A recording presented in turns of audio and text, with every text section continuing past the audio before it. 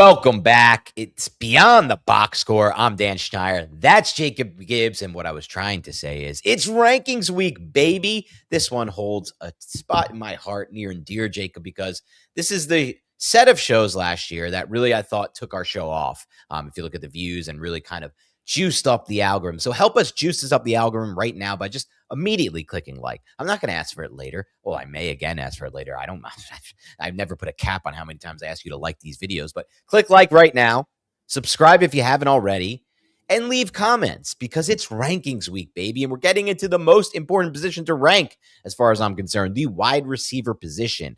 I can't wait to get into the rankings today. We're going to look at who Jacob and I have ranked over consensus, where we have them ranked, who Jacob and I differ on. I love getting into those debates as well. But one thing that I always like to do that Jacob said, you know what, Dan, I'll throw you a bone. We're going to do it today.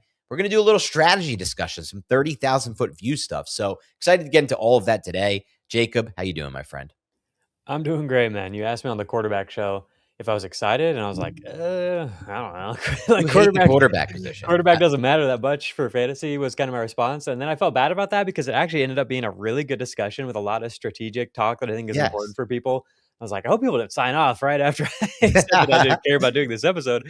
But wide receiver, I don't have to fake any enthusiasm. This is my favorite position to talk about.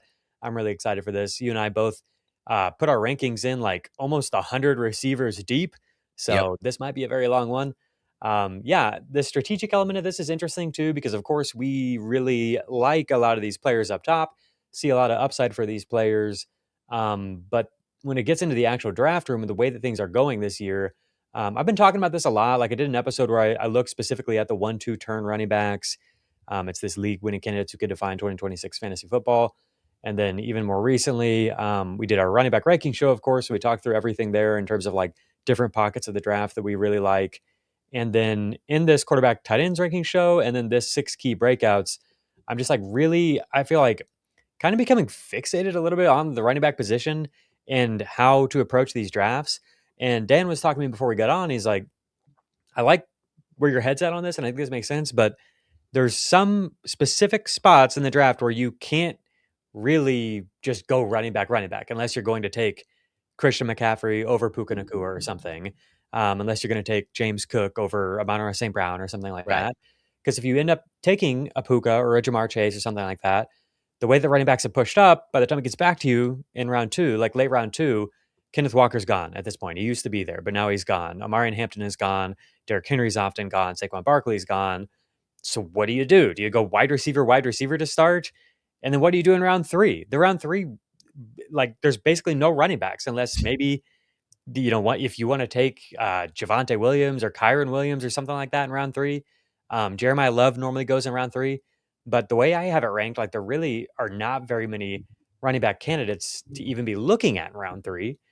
So what do you do? And I think that's why like I've been so focused on the strategy side of this is like wide receiver and running back to me are very, very interesting this year. It probably depends how I approach it. It depends on like how many wide receiver spots you have. So you and I are drafting right now in the FFT Open. You can't make trades. You only start 2 wide receivers in this league. And so to me, it's like, it doesn't really do me a lot of good to have a ton of wide receiver depth. That's the other thing that weighs into this conversation is y'all will see as we get into the rankings today, there's a lot of receivers down the board that Dan and I really, really like. It doesn't really help you if that's your wide receiver 5 in the FFT Open where you start 2 wide receivers, you know? Sure. And so I'm making some uncomfortable decisions like I drafted CMC ahead of Puka Nacua, which is not how I normally do that, but that's what I did in the FFT Open. And then I went for Ashton Jitty in round 2, which was obviously risky right now. At this point in time, we don't exactly know the extent of the injury. But to me, structurally, that's how I prefer to go. I'm curious where you're at on it because like what do you do when you get to the back end of round 2? You're not taking Love, so I assume just take your best receiver or your best tight end and hope that you get the guys that you like in rounds 4 and 5 at running back. Right.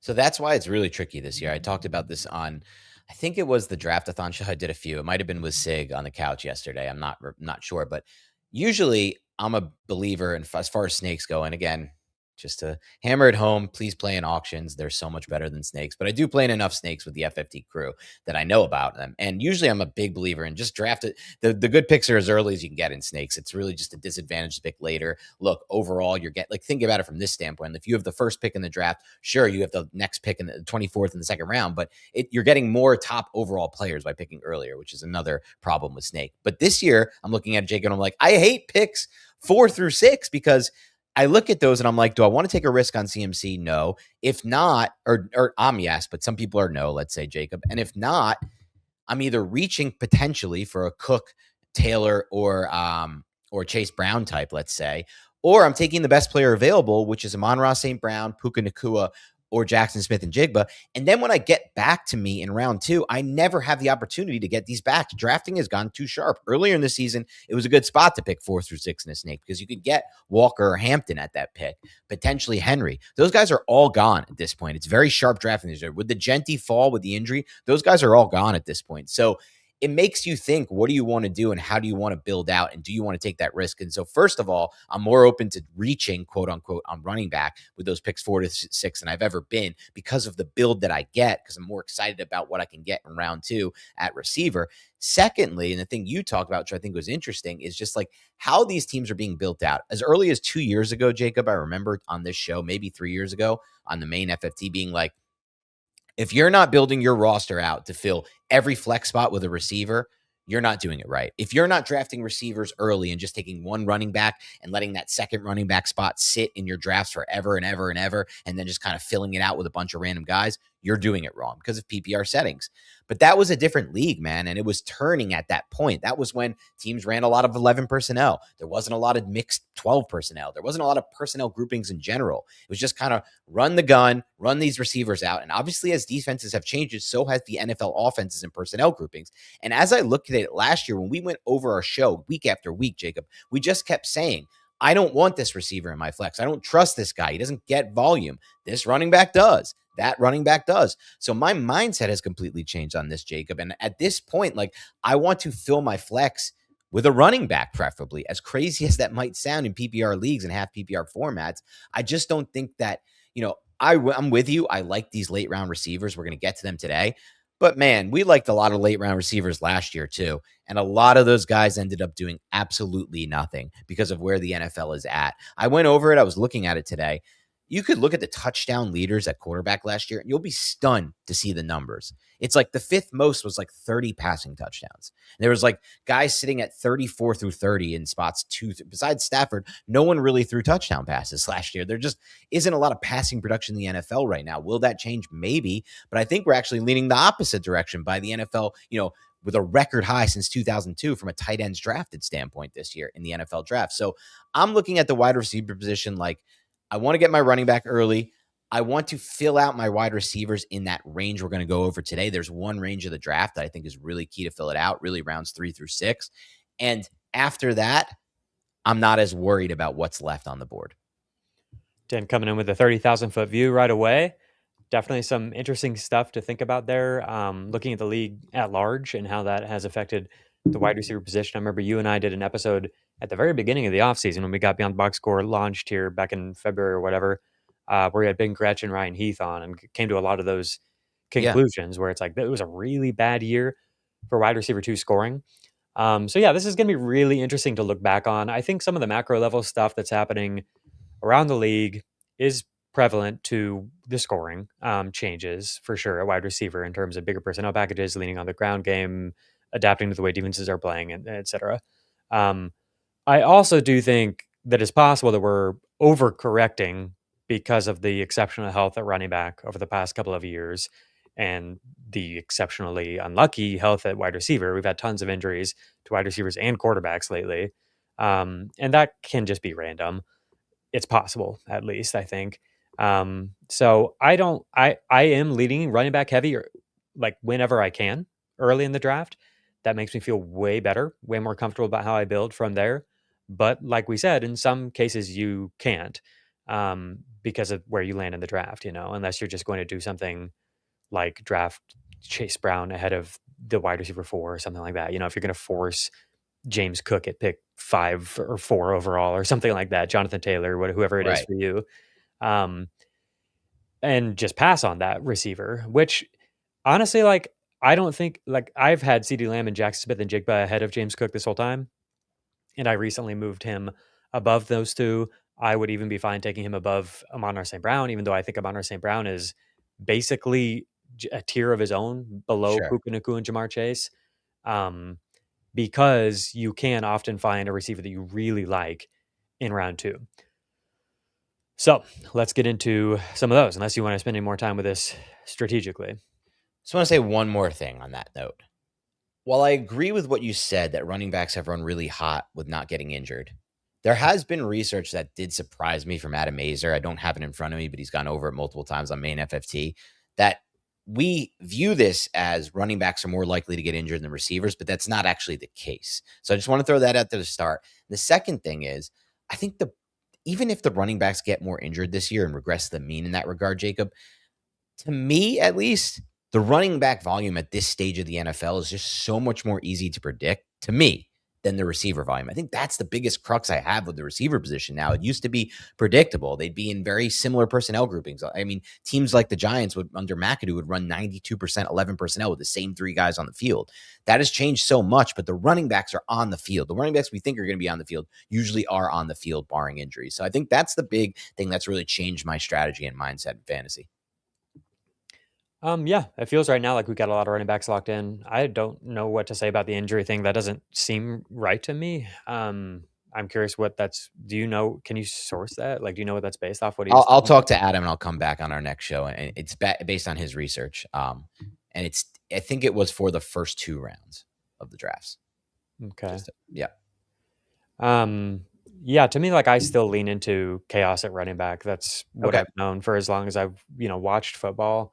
And Same. they just touch the ball so many more times than wide receivers, and there's so much more contact. I just don't really see how it could not be different. Injury chaos, I agree with you on, but I think target chaos is a real thing at receiver right now. That's just where I'm at with that. What are you saying there exactly? We can't predict targets. We think we can, and we're running into these back-to-back years where we're just struggling to predict the actual targets. There's chaos with regards to that, with the exception of obviously like the teams like the Bengals who are just running one personnel grouping for the most part.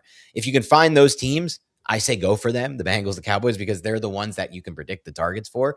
But a lot of these teams that are mixing and matching personnel using 12, 21, 11, 30% here, 30% there. Some teams are even mixing their 11 personnels up. That's where it's so much harder to predict the target volume. So you're saying like the ancillary pieces, like wide receiver 2, wide receiver 3, Yes. their targets feel less reliable. Right. Sure. Alrighty. And that's our biggest issue right now in fantasy, I think, at receiver. Here's the top of our composite wide receiver rankings. So I combined Dan's rankings and mine. Dan's are over on the left in yellow. Mine are a light purple shade over here. And then this green one is our combined rankings. And so it's Jamar, Puka Nacua, Amon-Ra St. Brown, Jackson Smith-Njigba, CeeDee Lamb. Nico Collins we're well above consensus on. We have him at 7. Yeah, I was happy to see you move him up. I was really happy about that. And CBS ADP has him at 11 among wide receivers, 27th overall for Nico Collins. I think he's fine in the second round, but he might even be a third-round pick depending on where you're drafting. Sure. Justin Jefferson is the first clear deviation that we have here. I've got him at wide receiver 9. Dan has him at wide receiver 5, ahead of Nico and ahead of CeeDee Lamb. So just real quick, anything you want to throw in on Justin Jefferson for people? Yeah, so just if you look at all the individual numbers from a fantasy standpoint for Justin Jefferson and you just filter them for Sam Darnold and Nick Mullins over the last 3 years. So you take out the Wentz, you take out the McCarthy, you take out the Brosmer. He's top 6 in every single metric there, from points per game, from the targets per game, everything you could look for a receiver. So I look at that and I say, well, maybe Kyler Murray can't be as good as Darnold is. I don't think he sees the field as well, nearly as well. I don't think he's as good a natural thrower as Darnold. But I know for sure that he could outpace a player like Mullins, or at least I feel that way. I combine that with everything I've heard from O'Connell this year, which is, look, we tried some things last year. We had some success in the run game, but I really don't like how our offense operates when we were run heavy. And he wants to go back. He said, I want to get back to what we were doing. And what we were doing is a pass heavy approach, one of the most heavy in the league. And I think Murray can complete it. It's really a bet on Kyler Murray being able to do this thing. It's also a bet on Kyler Murray leaning on his number one receiver. While I am high on Addison as well, as you've seen through the ranks, and I am high just generally speaking on this Vikings offense, this is one of my picks this year, Jacob. It's based on their easy schedule, which is considerably easier than last year. It's based on their strong offensive line that's healthy going into this year, the weapons they have around them, and hopefully, at least in my mind, Kyler Murray being taken to a new level via the best coaching he's had his entire career, the best coaching he's had since he did do good things at Oklahoma at the college level. He really hasn't had that kind of coaching. You can say, oh, Cliff Kingsbury. Well, it's like Kingsbury designs a good run scheme and plays with tempo. I don't think he's a great developer of quarterbacks by any means. I think he coached Mahomes, but I don't think Mahomes was at his best at any means when he was at Texas Tech. And I don't think he was a raw prospect in a lot of ways that I love, but I think that with KOC, Murray could reach a new level as a quarterback. I don't think he's going to be this like Drake May type pick. Let me make that clear for fantasy. But I think he's going to help Justin Jefferson a whole lot. So I'm just in on Jefferson for all those reasons. Across the 2023 and 2024 seasons, no wide receiver averaged more fantasy points per game than CeeDee Lamb. More than Justin Jefferson. Justin Jefferson is wide receiver 4. Yeah. I think his offensive environment is clearly better. I think even if Minnesota does pass a lot, which I don't know if I necessarily buy because I think Kyler Murray is kind of dog. Yeah. Then I think like maybe they can get to Dallas's passing volume. Interesting. I mean, Dallas is a freaking unit, man. Like I think that they're going to be maybe the best offense in the league. Like I think they're just going to churn out first downs. It's interesting with the Lamb thing, Lamb Jefferson. I don't understand at all why Lamb is so low for people. Not that you're even necessarily that low on him. Pickens is good. Yeah, I think Pickens helps. That might be silly, but it's just like Lamb played through a freaking high ankle sprain. That's it. That's like a simple, I don't understand what's going on here. Like he had a bit of a down year. I guess all those numbers, I bet the counter would be all those numbers you just referenced were without Pickens. Right. Yeah, but it's not. We're talking about CeeDee Lamb, man. Like this isn't Kyle Pitts with Drake London. We're talking about CeeDee Lamb. Yeah, but he's one of the best players in the NFL. Have you watched CeeDee Lamb, guys? Like, what are we talking about? He's my wide receiver 6, by the way. Not low on him. I know Pickens is really I'm good. thinking about moving him ahead of Jefferson, though. It's a really good case. It's like what they both have a good receiver next to them. Not Addison's not as good as Pickens. And it's like one team is way better at throwing the football. And Pickens is just not a big target share guy. I mean, in the like healthy games that they were together, they were completely leaning on CeeDee Lamb, especially against the blitz, against like pressure and stuff like that, where it's like a designed plan, first read targets, just way, way, way more going to CeeDee Lamb. Pickens is an important player in the offense, but I think more than anything, he just like raises the ceiling for the whole offense. It's not like we need CeeDee Lamb to have like a 35% target share to be good. He can have a freaking 26% target share and just print, you know? There is some concern I have with game script, but I shouldn't be too concerned with that. I mean, they were in so many shootouts last year, Dallas, and it's so hard to imagine that's going to be the case this year. If I was just projecting overall players for PPR purposes, like who will score the most and not even concerned with structural building and stuff like that with running backs and receivers, CeeDee Lamb would probably be like 6th or something. He would be very, very close to the top 5 for me. We've seen him just be a freaking point scoring machine. I'm high on both Dallas receivers. So is Dan. You've got Pickens at 10. I've got him at 8. AJ Brown, we both have above Pickens. But I think we're pretty much in line with consensus here. Before we get into like this second tier, to me, the top tier kind of ends with like Jefferson, AJ Brown, Pickens. You can throw London into that if you want. Obviously, London's a monster. You can throw Malik Neighbors into that if you want.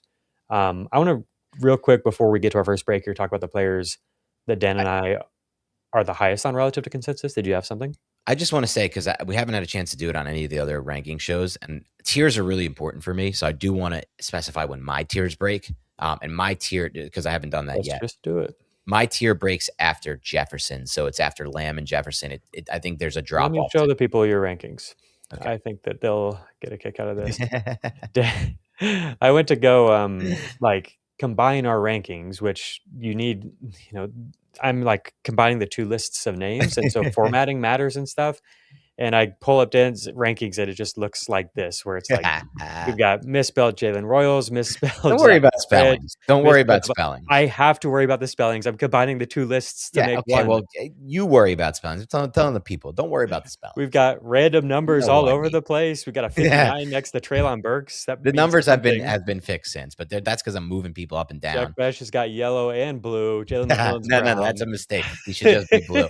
But I don't even think he's blue anymore. I need to update that. He's Okay, out of here are my the blue. tiers, though. He's got tier 1 is CeeDee Lamb and Justin Jefferson, ending with the big 4.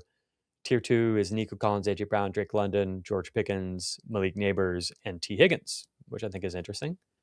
Yeah, I'm super high on Higgins. Is there anything else you wanted to say on the tiers? No, I just wanted to because you talked about your tier break, and we can go back to the main overall rankings too. This is proprietary information. I don't want this up there too long on the channel. I got my auction league coming this Sunday, my 20th year for my home league, and 4 people listen to this podcast. I got 2 of them texting me daily about what you're talking about. One of them did not feel like you gave quarterback its due, by the way, on the last show. So I'm glad you addressed it today. He's going to be happy to hear that. Shout out Gary Lepine. Like we didn't spend enough time with the quarterbacks? He felt that way, but it's okay. I mean, is it a Superflex league or something? Yeah, it's Superflex. Okay. And he's just his main gripe is like, why don't more people play Superflex? He's so surprised at like what I told him, which is like most of our audience is playing 1 QB. And he's like, I get why it doesn't matter for 1 QB, but how are people not playing Superflex at this point? Yeah. That's fair. Superflex is fun. But yeah, it would have been a freaking 2.5 hour show if we went through and did all the individual quarterback profiles. I know. Okay, let's talk about the receivers that you and I are higher on than consensus. Okay. So the names in green are ones that both Dan and I are higher on. In some cases, like Luther Burden, I'm obnoxiously high, and Dan's just a little bit higher than consensus on. You can see over on the left our rankings, individual rankings. The names in purple are ones that I'm higher on, but Dan is pretty much right in line with consensus on. So that's Josh Downs and Mekhi Lemon. You're 5 wide receiver spots above consensus on Mekhi Lemon. 3 spots above consensus on Downs. I'm much higher on Downs. Real quick on Downs, because we're not going to talk about him throughout the show. People have acted, there's this sentiment that Downs is like a perpetual disappointment. Like every year is Josh Downs' breakout year and he lets us down. And I'm so confused by that because it's like, no, I bet you didn't know who he was as a rookie. He definitely wasn't anyone that was being drafted or anything. Yeah, we've never drafted him high. How could he be disappointed? In year 2, people were kind of excited for him because he had a really good rookie season, but it's not like he was drafted high. And he was really good in year 2 when he didn't have to play with Anthony Richardson. When he was playing with Joe Flacco, it was literally like set it and forget it. Just start Josh Downs, and he was giving you points. So I don't really see how he was a disappointment there. And then in year 3, people got kind of excited about him. But still, when did you draft Josh Downs? Round 8 or something? And he got hurt. I'm sorry. And now it's year 4. And it's like, that guy, that's what you're complaining about? Like, I don't understand what's going on here. 4. Yeah. It's just so weird. Anyway, I'm very high on Josh Downs. I've talked about it a ton of times. You guys can obviously find that on the channel if you want to know more. Quentin Johnston, Romeo Doubs, Mike Evans, Jalen Waddle, and Nico Collins were both higher than consensus on by quite a bit. This is funny because this is after I dropped Evans like 6 spots in my most recent update. I was ridiculous. Oh yeah, sorry, I meant to change that for you. No, this is good. This is good. This is about where I put him, I think, or maybe I dropped him a few more. It's fine. Chris Godwin, Michael Pittman were both above consensus on. I'm a little bit higher. Dan's kind of right in line. 3 spots above consensus on both of them is where Dan's at. I see those 2 as like 2 of the best Band-Aids at receiver if you need them. And I think that there's some upside. A name that's been brought up a lot by people that were lower than consensus on is Wan'Dale Robinson. They brought him up in reference to Josh Downs. Yep. It's like, what's the difference between him and Wan'Dale? Wan'Dale is just like Josh Downs without all the hype. And it's like, if you are only concerned with the floor, then sure. I mean, that's fair, right? Like if you're only concerned with floor, then sure. I think there's a chance that Wan'Dale. Not even necessarily though, because he didn't 2 years ago. He had 160 something targets and didn't even really have a floor because the ADOT was so low, yards after the catch was so low, and he was in a dead offense. If that Tennessee offense is as dead as it could be and looked in the preseason with a 31st ranked O line, there is not the floor that people expect there. Yeah, I think that's fair. But yeah, then also like from a ceiling standpoint, I think it's just clearly different. I think Josh Downs is a better player, has more verticality to his game, and he plays with Shane Steichen and the Colts, and it could actually be pretty good. They're like, I think 12th or something in Vegas expectations this year. Whereas, like, what's the ceiling for the Titans realistically? I don't know. It's I just less don't than I think thought it's, it would be going into this preseason. I'll tell you and that. not even to fix it on downs. What I wanted to use as a comparison here was like Godwin and Pittman. Like those guys, I see as similar to Wandell in that they're like nice floor plays. They're Sure. veterans. You feel like you know what you're getting. And I also think there's a ceiling for them. If Pittman's a big dude who could score a lot of touchdowns if he becomes Aaron Rodgers' favorite red zone target. Yeah. Chris Godwin could just be like the focal point of Tampa Bay's passing offense, depending on the health of the other receivers there. He's showed us a ceiling 2 years ago. That offense could score a lot of points. Another one is that like you actually have really low. I'm really curious about is Jacoby Myers. I see as a Yep. band aid. I've Yep. got him at wide receiver 39. You've got him at wide receiver 56. Consensus has him at wide receiver 46. And he's another one who is like a boring floor play, Just a but weird injury going on with him that I've been monitoring. I actually think that he could give you upside in terms of like maybe getting some sneaky high touchdown numbers if the Jaguars Interesting. offense is pretty good. Yeah, we just don't really know who their target is in the red zone. Like I I think it's probably Parker Washington. He's really good in contested catches. I don't know who else it would be. I think they design a lot of stuff to the running backs. It'll probably be spread around. so he has his hand, according to the last report I saw, his right hand was in a brace, and they've given literally zero details. Details are scarce. I just think that's Yeah. odd. I don't love that. You definitely don't have to draft Jacoby Myers where I have him ranked. You can get him several rounds later. I Yeah. don't even often draft him really, but in a team where I need wide receiver and he does fall, then I'm content taking him. Here's where I've got him, like ahead of a lot of really risky guys. But Yeah. we'll finish up here with the players that we're both high on. These guys in like the golden text are ones that I'm pretty much in line with consensus on. Like I'm one spot above consensus on Jordan Addison, but Dan's 8 spots above consensus on him. Devontae Adams is another one. Matthew Golden is another one. Casey Concepcion, Dejon Stribling, and Xavier Worthy are guys that Dan's a lot higher than consensus on. Yep. Anybody you want to hit on there? I don't have any of them on the show sheet necessarily. We've spent a decent amount of We time with spent a lot. Addison here. Yeah. Um, We spent a ton of time on Concepcion. I would say just yeah, point to the episode we did in the pre-draft process. I think he could have been the best receiver in this entire class. So that I feel like is a nice buy there. If he and I think he has a chance to be a big focal point in that offense, as bad as that offense is going to be. what about Stribling? Stribling is an interesting one. I was obviously one of the highest people on him before all these breakout stuff happened. Like Heath made fun of me for taking him, I think 107 in his dynasty draft in May. I just believed in it immediately from the film I saw. And then it's just been pure steady drumbeat since then. And Evans is hurt already. And God, he can't make it through a practice. Kittle's coming back, but who knows? Pearsall on the IR. It's kind of weird to me that his ADP hasn't really traveled much higher than where it's at, considering like he was the 33rd pick in the draft. I understand he was overdrafted in many people's eyes and like should have went round 3, whatever people say. The Niners are crazy. They did it again. But like he actually has looked good, and he's played a lot of spots, and he's won in a lot of ways, and his releases have looked good in the preseason. I don't want to give it all away, but he's one of my highest players, and we'll talk about him probably more tomorrow. I'm just kind of starting to buy all in on him. Yeah, I think that makes a lot of sense. I mean, he's been steaming up, but I think he still is somebody who's a decent value. Some drafts he's just going to go higher than ADP has him, Yes. because somebody will be really in on the Stribling case. Um, he, I just don't. What do you think the role will be in Week 1? And obviously, it can grow as a rookie, and obviously there's injury risk around him. But do you think he plays a meaningful role out of the gate?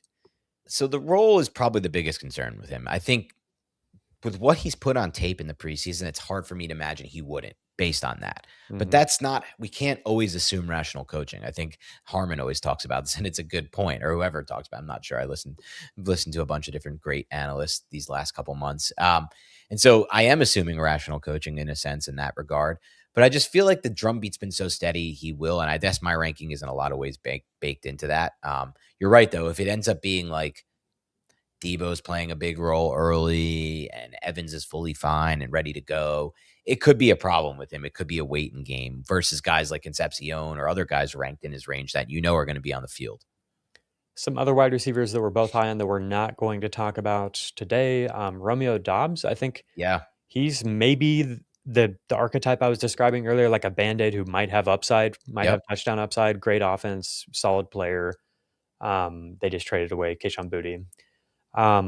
I think Jalen Waddle's case is pretty clear. I'm not planning to spend a ton of time talking about Waddle, but I do think that he's in line to see by far the biggest target opportunity he's ever had. The Broncos, even though they have a really good defense, they are like a sneaky high pass volume team. Yeah. They could lead the league in dropbacks potentially. And I think Waddle's going to be a huge part of it. I think he's just a really overlooked player. Obviously, injuries are the concern. If he can stay healthy for the full season, we don't really know. I know that that bothers people a lot, but if he does, I think it's going to be a huge year and just a really, really easy value in round 5. I have him ranked high, and I believe in him, and it's based on the upside. But I do want to point out, and I pointed out a few shows ago, 40% of his games. Now I'm blanking on the stat. 40% of his total games since entering the NFL, Jalen Waddle, he was listed with some sort of injury and didn't make it through the full game or something like that. It's like that's a bad stat because I didn't have it. I didn't have it handy. But point being, everyone knows that the situation with Waddle, there's massive injury risk. Luther Burden is another one. We're both very high on that we're not going to talk about today. I probably need to defend it because I have him at wide receiver 13. I just think that the upside, if this player is who Ben Johnson describes him as, is extremely high as somebody who can win on the inside and the outside and with the ball in his hands. And he's in a Chicago offense that we could see take another step forward. I think last year was kind of scratching the surface because Caleb Williams was playing a bit slow. And then also the accuracy issues are clear if you watch the Bears, but also just him reading out the offense was a bit slow. And I think that makes sense in his first year with Ben Johnson. And if that improves in the way that Ben Johnson has said it has this summer, I think clearly Burden is the player who stands to benefit the most because he's so good with the ball in his hands. And so if you can hit Burden on time in the way that Johnson has drawn it up to create a runway for a guy who's one of the best yards after catch receivers in the whole league, I think we could see some really explosive plays from Luther Burden. One of my favorite stats on Burden is he led the Bears in explosive receptions last year, gains of 20 plus. He led the Bears in downfield receiving yards, so catches that came 20 or more yards in the air. He had more receiving yards on those than any other Bears receiver, which is crazy because he only had 7 of those targets. Odunze had 23. He was by far their most effective explosive threat player. He had the same number of explosive receptions as Chris Olave in terms of 20-plus yards last year, Luther Burden, on a 42% snap rate. That's what Ben Johnson wants. That's what he values. He's a total psychopath about getting explosive plays. He's obsessed with it. And I think there's a reason that we've seen him be kind of obsessive about Luther Burden this offseason. He talks about him every chance he can get. I think we get a discount because of the groin injury, even though it seems like everything is fine. I just got him in round 5 of the FFT Open. I'm comfortable taking him in round 4. Okay. Ryan Flournoy is another one that Dan and I are much higher than consensus on. Really good player. Another guy who gets a ton of love from the coaching staff. Really good athlete. Performed well last year. Not just one of these like good on film guys, like actually put it in the stat sheet when he got opportunities. Plays in one of the best offenses in the league. Probably not going to matter outside of really deep leagues. But if there's an injury to either one of the guys in front of him, then I think Flournoy steps into a big role. We'll talk about Quentin Johnston later. I think that's all we've got here on the ones that we're high on. Do you want to say anything on Mike Evans? You moved him down to like wide receiver 23, right? Let me adjust this real quick just so we have it accurate for people. Yeah, I'm looking at it right now. My final one. So Burden moved up one spot. Ladd moved up at least 2 or 3 spots in my last one. I was longer to come around on Ladd, but some recent reports. Yeah, Mike Evans ahead of Devonta Smith. Still ahead of Devonta. Devonta's a red for me. I'm just not going to draft him at all this year personally. Okay. Yeah, sometimes you got to have a conviction, and my conviction is this offense isn't going to work that well for the passing game in Philly. And we've talked about this off bot a lot when it comes to how egregiously low I rank Jalen Hurts. But yeah, as far as Evans goes, I've had to move him down. I'm considering moving him even further down, Jacob, to be honest. It's just this injury situation, multiple injuries, the quad, and it's like one of those like compensation injuries I think he had. And he just tried to make it through a practice 2 days ago, couldn't make it through the practice. And now they're like, yeah, don't worry, he'll play in week 1. That doesn't sound good to me. You know, I always say on this show, Injuries will find you, and this is a Scott Pianowski quote. Injuries will find you. Try to avoid drafting the players who are already injured. Less so, I think people are more so too worried, like Christian McCaffrey always gets hurt. That I don't buy. But the players who are actually already hurt, that's the ones that scare me more. And Mike Evans is now fitting into this already hurt billing. Here's the past 2 years of data. Mike Evans is wide receiver 14 on a per game basis. So like T. Higgins is a player who often I see pushed really high in people's rankings because he's so good on a per game basis. What if he doesn't, miss half the games? I think him and Evans are sort of similar, except Evans is older and Evans is currently dealing with something. But 1 point apart, basically on a per game basis. Evans has averaged more points per game than Olave, McLaurin, George Pickens, Garrett Wilson over the past 2 years, but he's only played 22 games. 27 for T. Higgins, 27 for Nico Collins, a couple other guys who miss a lot of time. Puka Nacua, 27 games, 22 for Evans. So it's clear why he's discounted. But I really do think that the upside is just freaking massive. So I've moved him down a little bit. But if I get him on like 6 or 7, I'm just doing that every time. I've got some teams that I drafted early in the offseason when he was healthy, where I am kind of counting on him to be like my wide receiver 1 or 2. And then I've got a lot of other receivers that I like too. Those are Mike Evans teams where you're like you needing him to come through in a big way. Those are teams where I'm a little bit more likely to draft the, Michael Pittman Juniors and guys like that. Because like Mike Evans, Christian Watson, even Burden, if you want to throw him and like Ladd McConkey into that group, like the guys who have a lot of upside in theory, but are pretty risky. Those are the teams where I want that extra wide receiver spot. Before we hit our break, I do want to point people to this episode. Dan and I did a series a couple weeks ago that was really fun, where we went pick by pick at each position and chose a player that we think could finish as the top scorer at the position this year. And we're going to track it throughout the year and see who does better. I took Mike Evans in that. We each drafted 7 receivers. We eliminated the top 3, I think, or maybe top 2. We each drafted 7 receivers. So among those 14, one of them was Mike Evans. That's how high I think the ultimate ceiling is for this guy in this Kyle Shanahan offense with,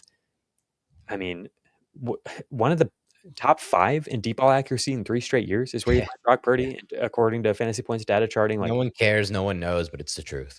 Really, really consistently good stuff from Brock Purdy. I think it could be huge, but of course, San Francisco, they're gonna do their thing every year. The substation thing is not, it's his only building. I think I saw yesterday Ryan Pagnetti. Do you know who he is? I know you know who he is. Great dude, great fall.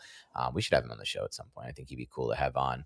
He was like, I want to go on your podcast. He's told to Scott Barrett or Ryan Heath, one of the two. Like, I want to go on your podcast and make my case for why the substation thing is actually real. I'm like, oh God. Like, and the fact that I don't think he was kidding. And the fact that like anyone even believed, like, it's scary, man. These guys just keep getting injured over and over there in San Fran. Brutal. All right, we're going to take our first break. We're going to get back and talk about Nico Collins and why we are so high on Nico Collins for 2026. When you need your sports news all the time, we've got breaking news to bring to you. CBS Sports HQ gives you a snapshot of all the sports that matter to you. When you need your sports in a snap, find it on CBS Sports HQ, streaming free anywhere you are. All right, so I've got the Nico Collins 2025 profile up on the screen.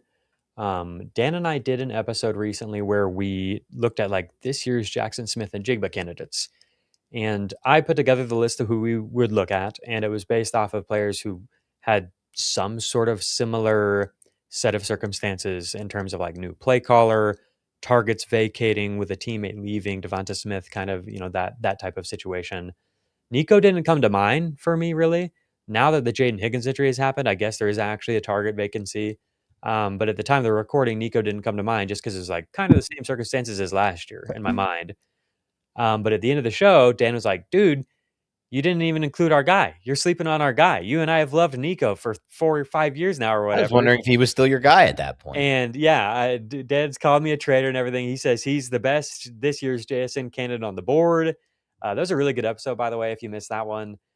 Now with the Jaden Higgins injury, it feels very clear to me that like the parallels are closer with Nico to JSN than anybody else that we have. I don't know for sure what we're going to get from the play caller, but I think that if the offensive line plays any better, if the run game is able to help out at all, that we can get more creativity. I think that we're in a lot of disadvantageous down and distance situations last year where you don't get to do as much motion and stuff like that. I could just be coping and making excuses. Maybe Nick Caley just sucks. I don't know. But if they're able to get any bit of creativity, all the other pieces are in place where you've got a quarterback who people are down on, but has shown an ability to shred down the field. It's been a couple of years, but we've seen it with Nico Collins. You also have all this big personnel package potential where the Texans just brought in another tight end that they really like. And so that's 2 tight ends they've drafted in the past 3 years. Right. They also have Dalton Schultz. And now they have a wide receiver problem. They traded for Kayshon Boutte, but there's a real chance that if Boutte doesn't acclimate quickly, that it's going to be week 1, Nico Collins, Xavier Hutchinson out there to run block for David Montgomery. And there's going to be routes where it's Nico Collins, Hutchinson, career target per route run rate of like 12%, which is like lower than tight ends. Those 2, David Montgomery and 2 tight ends. And that's the group of players on routes. And it's like, Nico, you're going to throw to Nico. Nico last year had 5 games with a target share of 30% or higher. Before that, he had 5 games in his whole career with a target share of 30% or higher. So we're seeing this guy come into his prime and show some semblance of being able to dominate targets more than we've seen in the past. And now the circumstances align for him to do just that. And I think that's really relevant because Nico's been a guy who has averaged almost 18 points per game across multiple seasons with 24 or 25% target share. You know, he hasn't gotten anywhere near that JSN number, but he's still given really, really strong seasons. And so how does it get to like an even, like, obviously we don't want to say anyone's going to be JSN because the JSN stuff last year was crazy, but how does it get to a much higher height where it's really meaningful and he's like a round 1 pick next year? I think it's through this target consolidation happening here. I don't know if that's going to be the outcome. Boutte has been really good at times with New England. I really, really like Jalen Knoll. I think Dan liked Knoll's film too. So it could go different directions. But I really like the setup here for Nico Collins. I've ended up actually higher on him than Dan, which is hilarious. But you got me, man. I'm back in on our boy. Sorry I ever left. No, I don't think it's. I'm debating moving him into my tier 1. He's been tier 2. I think the reason I wouldn't would just be the stuff you talked about, which is less so the competition around him. It's more so like, do we trust Nick Caley in this offense? Do we trust this offensive line, even though they have upgraded in theory? And 3, do we trust Stroud to get back on track? I've been big this offseason. I'm like, we're going way too far in the direction of Stroud sucks, but that doesn't necessarily mean like it's the opposite direction. It might just mean it's somewhere in the middle or even more toward that back end. These are all real concerns that some of the guys I have ranked ahead of him don't have. So I'll definitely say that as far as like why he's tier 2 versus tier 1 for me. But the tier 1 case is definitely strong.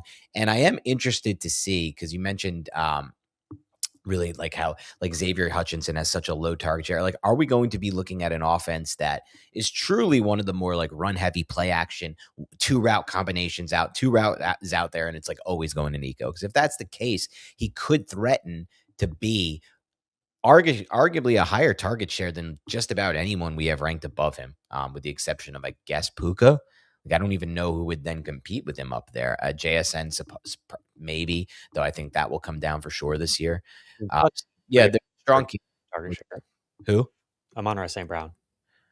More targets total? Probably. I would say almost definitely.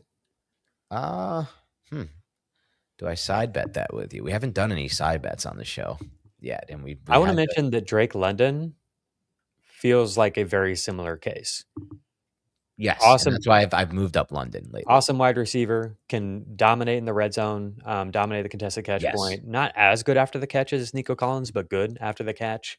And we might see all the run heavy stuff, the big personnel packages, all that stuff, really, really create him as like what we've seen, which is that he's like the focal point in the offense in terms of the passing attack. Maybe Zachariah Branch steps in and plays a bigger role than expected. Yeah, he's been good. But if it's not the rookie Branch, then it's like Jahan Dotson or something like that, who's kind of, a really, really low target share type of player. Right. The big thing for me with London and why I moved him up is I've been seeing from Rappaport.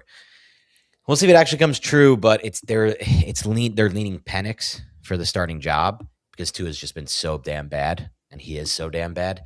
This is a big one for me. I need Penix in there for London. If they name Tua, I'm going to be moving London right back down to where I had him before. Nico Collins has topped out at 120 targets. Amon-Ra St. Brown had 172 targets last year. Ugh, that's such a quick, easy loss for me. Glad I didn't side bet that one. Why am I debating stuff like this with you? Who knows like every stat in the top of his head? So yeah, London's interesting. We're both actually a little bit low relative to consensus on London. Sure. I don't necessarily mean to be. If you look at like my overall rankings, he's in the same tier as basically all of these guys. It's just that I think there's more upside with George Pickens. There's more upside with AJ Brown. I do have Justin Jefferson ahead of him. I see them fairly similarly. I just think that Jefferson, again, gives me more upside. We've seen him be a freaking well over 3 yard per route run guy. You know, he's so efficient if he's not in the worst offensive environment possible. But if I could guarantee 17 games out of Penix, I might argue he has more upside than Jefferson. Because last year, I think with Penix, he was averaging like in the top 3 fantasy points per game or something like that. And I have Malik Neighbors ahead of him too. Same thing. I think that there's more upside with him as a player, as a yardage creator. But London could outscore all these guys. I think they're all the same tier. Yeah. He's a stud. Do you see it as a drop-off after... I mean, just look at the numbers for London here. 39 points, 32 points, 25 points, 24 points. Like at the beginning of the season when he was healthy. And it's not like Penix was playing well. And the offense wasn't playing well. I mean, there was that one game where they kicked the crap out of the Bills. But other than that, like 2 weeks before that, they scored 0 points against the Panthers. Like the offense was experiencing serious problems last year. Oh, yeah. Do you see it as a drop-off to Zay Flowers, Chris Olave, T. Higgins? Or yes. Yeah, okay. It's a teardrop, except I just weirdly have Higgins in that tier. Yeah, that's right. Yeah. Tell me about that. Anything on Higgins you want to add? Yeah. So the Higgins stuff is pretty clear for me. Over the last 16 games with Jamar Chase, I believe he was either wide receiver 4 or wide receiver 6. I think it was wide receiver 4. I think he has 21 touchdowns over his last 27 games with Joe Burrow. It's the classic thing for me. These touchdown getters are being underranked as usual, as they always are in fantasy. Yeah, that's a good point. Like I brought up the split or the per game numbers for T. Higgins earlier, but that's not exactly fair. Like some of those Browning games in there were without Burrow. Yeah, some of those Browning games last year were really, really rough. I'll pull him up and show the splits on that. Okay. He's got some waddle to him though, where there's like serious and real injury risk. For sure. Let's talk through the receivers we're lower on before we get more into this next tier. So T. Higgins ends that tier for Dan. He's in a different tier from me. We're about to get into the... Dude, I saw what you tweeted about Rice today. I was like, oh my God. I don't think I tweeted about Rice today. Oh, then maybe it was a day or two ago, or it's possibly something I read in the newsletter. I read a lot of your stuff. It was basically like, he's like a fancy version of I forgot who it was, but it was like a crazy name that's like ranked 80 spots lower than him. Oh, you're talking about our show sheet right here, which is Wandale. Yeah. I meant to bring that up when I was talking about Wandale, and it's like Wandale's fine. So this is actually exactly when we should talk about it. Is these are the players that were lower than consensus on: Wandale Robinson, Carnell Tate, Cortland Sutton, Alec Pierce, and Rashee Rice. And then you can see on the screen anybody with the red text is lower for us than CBS ADP. And to me, Rice is like second round Wandale. Like, obviously the Chiefs offense could be better. But it's like people get mad about where Wandale gets ranked and drafted and stuff. And they like to point towards his points per game and stuff like that and act like you're stupid or whatever. Like if you're just ignoring reality and like Wandale is just going to score points and it's just going to be a repeat of what's happened in the past. And that might be right. Like maybe Wandale scores that way again. And again, if he does, you're right. You got a hit, but it's not a super meaningful hit. And like Dan said, there actually is some floor. Like if the Titans just completely bottom out.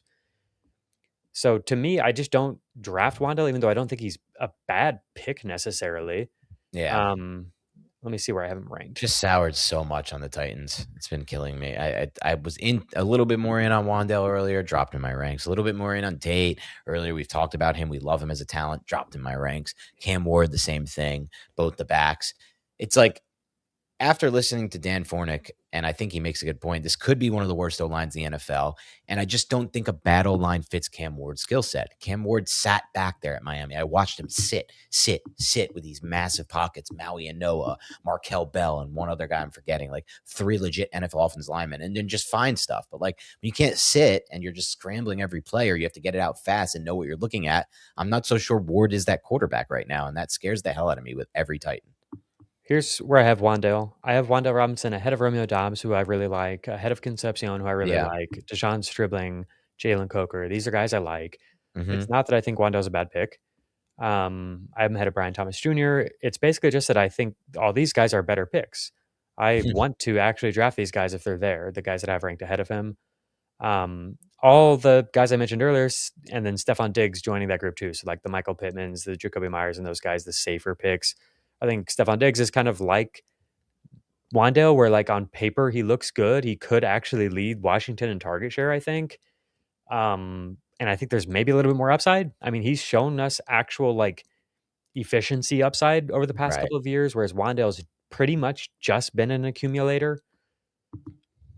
And so that brings you back to Rice. Rice has been very good on a per game basis. And he's been an accumulator who also shows some yardage efficiency. He's better after the catch than Wan'Dale. To me, he is just kind of fancy Wan'Dale, though, where it's like you're betting on him being in a fake role where his offense doesn't have better options, and so they force feed him the ball, Rashee Rice, and he gets all this catch and run stuff. And unlike Wan'Dale, I'm not convinced that will be the case, that he's going to anymore be the best option. I think that Kenneth Walker probably is the best option here in terms of explosive plays. I think that's clearly why they brought him in, is because they've had no semblance of explosiveness in this offense, and they needed that desperately. So to me, Rice is like, if it works out, then it's a hit, but you're using a round 2 pick on him. So how big of a hit is it really? Can he give you what? Yeah, no, finish first. Can he give you a monster season? Maybe if the Chiefs' offense is better than expected and Rashee Rice scores a bunch of touchdowns. Yeah. But he's never scored more than 30 PPR points in a game, which is pretty unusual for a receiver that's drafted in round 2. And I think that's because he doesn't really have yardage upside.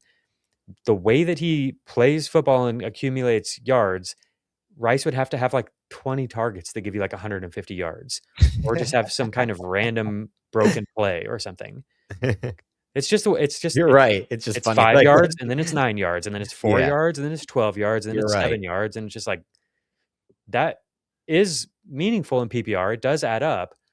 Yeah, but I don't know what the ceiling realistically is when you're talking about. I don't know if he's a ceiling player though. Like he doesn't need to. Does he need to be a ceiling player with where he's being drafted? Well, I also think he's the riskiest wide receiver you can draft. So yes. And you're using a round 2 pick on him, so you're passing up on guys that have the potential to be the top scorer in fantasy. So yes, yeah, I do think he needs to have a ceiling.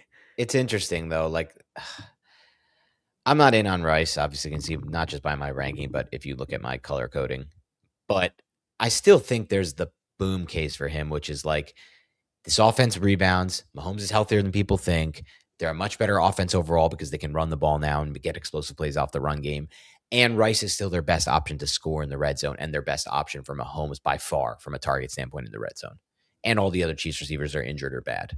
Like in that case, he's like getting the targets you're talking about every game, and he's getting the touchdown upside you're getting too. And at that point, he's kind of like a version of like, almost in my mind, like a better version of Higgins or a better version of Devontae Adams, because Adams is going to score a similar amount of touchdowns. He's not going to get anywhere near the target volume. Maybe he gets more yards the few times he gets catches, but like, who cares? And same thing with Higgins. Like Higgins is not going to ever reach that kind of target upside either, but they may all score a lot of touchdowns. That's so exactly how I have him ranked. What you just described is exactly how I have him ranked. Yeah. It's not that I'm like on this anti-Rice crusade. I'm not like white knighting. I don't give a shit. It's just that I don't think he's a good pick. It's like that's all. I think he belongs here as wide receiver 20. Yeah. I am 15, but I can see it. Like, again, it's just a small better. It's tough. It's a tough case. It really is. I'm not gonna lie to you. Your side sounds a bit stronger to me than my boom side, which I'm not even really a believer in. I was just kind of playing devil's advocate for fun. Yeah. I don't know, man. People act like it's just going to be what we've had in the past. And it's like, well, even if it is, that's not that good because the guy plays like 7 games a year for whatever reason I'll it might be be. honest, I think some of the worst analysis in fantasy football is basing it on what's happened before. Just to be honest, and that seems to be the right case this year. Look into that for other players and other cases, and consider if maybe you're too high on those players as well. I think there's a real chance Mike Evans, Devontae Adams, Christian Watson score similarly to him on a per game basis. That takes a leap of faith with Watson. We haven't seen that yet, but it does project to be the biggest role that he's ever played in. And the other guys, we know what they can do, and they're in much better offenses probably than the Chiefs with the Niners and the Rams. To me, you can get those guys 4 rounds later. I know. It's interesting. I mean, we're both very low on this player, Rice.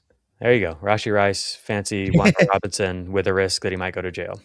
I don't think he's going to jail, but who knows? Yeah, only Rashee knows. I don't know. Like any given day, who knows? These are the other players that we're lower on. Okay. Let me talk through a bit of a stylistic trend you might notice with my rankings. These purple ones are mine, where I'm lower on them than Dan. Dan's pretty much in line with consensus. And they're kind of similar players. And so that's Marvin Harrison Jr., Terry McLaurin, Brian Thomas Jr., DK Metcalf. And then some other guys that Dan also has low are Alec Pierce, Rashid Shaheed, Carnell Tate, and Denzel Boston. Mm-hmm. And I think they all, and Cortland Sutton, I think they all fit into this downfield wide receiver with a really hard to predict target number.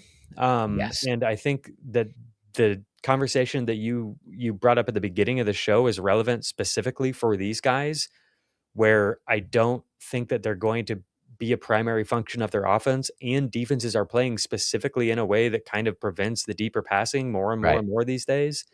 And so I think it's going to be awful having these guys on your roster if you're talking about a managed league. I think that they're fine for best ball, but my guess is because some of them it's because they've scored in the past.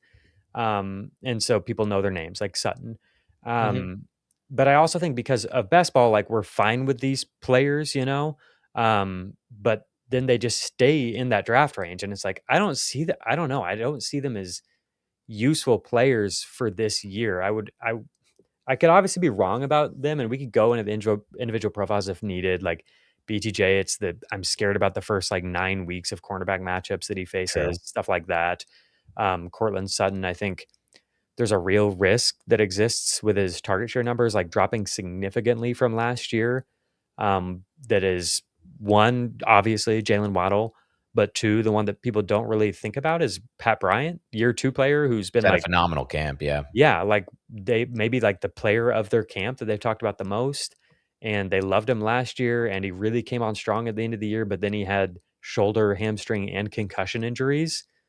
But he was kind of not consistently out targeting Sutton, but showing up as 1B to Sutton's 1A at the end of the year. And so it's okay, Sutton's going into his age 30 season and Bryant's going into his second season. I don't know for sure that Sutton will out target him. And then there's also Jalen Waddle. And so it's what's left? What is he exactly? Maybe if, like we said, they lead the league in passing, then he's still good, but I still think it's going to be hard to predict week to week. So we come in really low on him. Alec Pierce, really scared of the injury. Also don't know if the team's going to be able to push the ball down the field as much or as effectively as last year. To be fair, he did come up off the pup, and they're reporting that he's expecting to play in week 1. I just don't buy that he's going. I think he might play in week 1. I don't buy that he's going to have a real role, and I'm just worried in general about a guy who's limping in practice 3 days ago. Yeah, it doesn't sound good, the way that people have talked about it. And then also, I feel like so much his game is predicated on really yes, intense athleticism and timing and stuff like that, and if these 50-50 balls are no longer 50-50 because he's not quite himself and his timing and stuff isn't quite right, that I don't know what you've got there anymore. And I definitely obviously though there's an upside case for Pierce. Let's make that clear. We could be way low on him because the Pittman targets are gone. way better than this last year. Yeah. Carnell Tate, I see very similarly to BTJ, where it's I don't want to be low on this guy. He's awesome, I think. but I'm nervous about his team's offensive line being able to facilitate deep passing, just like BTJ. Yep. I think his quarterback play is really questionable. I was hoping we'd see more from Ward. He's looked terrible in the preseason. I don't know. I just don't. He also has tough matchups at the beginning of the year. So it's like, I wouldn't be surprised if his target numbers are really low early on. I don't mean to be low on Rashid Shaheed. He's awesome. I just don't see him as really a guy I'm drafting for managed leagues, which is what these rankings are for. I want to be higher on him because he's awesome, and I can't because of what you just said. I'll probably move him up, though, now that you brought up the Torrey Horton thing. Torrey Horton probably going to start the season on IR. Torrey Horton is somebody I have an immense amount of respect for, so I thought he could actually cut to Rashid Shaheed's role. But Shaheed's probably the clear-cut wide receiver, too. He might be somebody you can use early on. He's a stud. Sure.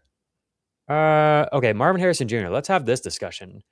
I was shocked when I saw that Dan had Marvin Harrison Jr. at wide receiver 30. Let me be fair. Isn't necessarily shocking. That's where CBS ADP has him.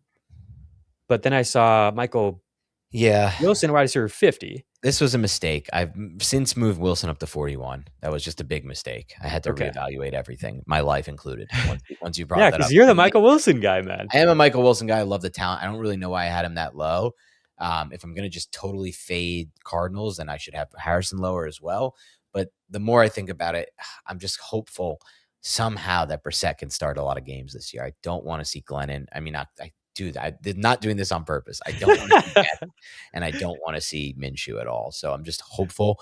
But yeah, Wilson's a great player. But I do think like Harrison is a much better fantasy asset than Wilson, despite me liking Wilson. Why? Because Harrison's like, I'm sticking to some of my priors here, Jacob, and it's all right. Some people don't like that. Some people do like that.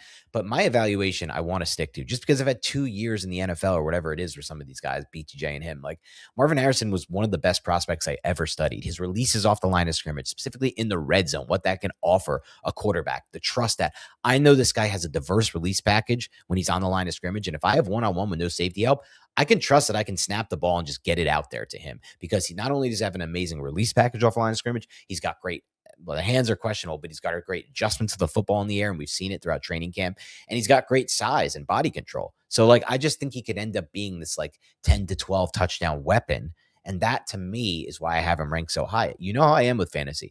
I'm big on touchdowns. I want to project them. People don't like to project them. I do. I want to project them because I think you're going to win if you get the guys who score touchdowns in fantasy, and nobody cares. They just want to chase volumes and target and all this stuff they think is predictable. It's not as predictable as they think. So for me, I think Harrison's going to be the big touchdown getter there, and Wilson's not going to score a lot of touchdowns. And so I don't care that he's going to get maybe a little bit more of these short area targets. I think it's going to be about double the touchdowns for Harrison.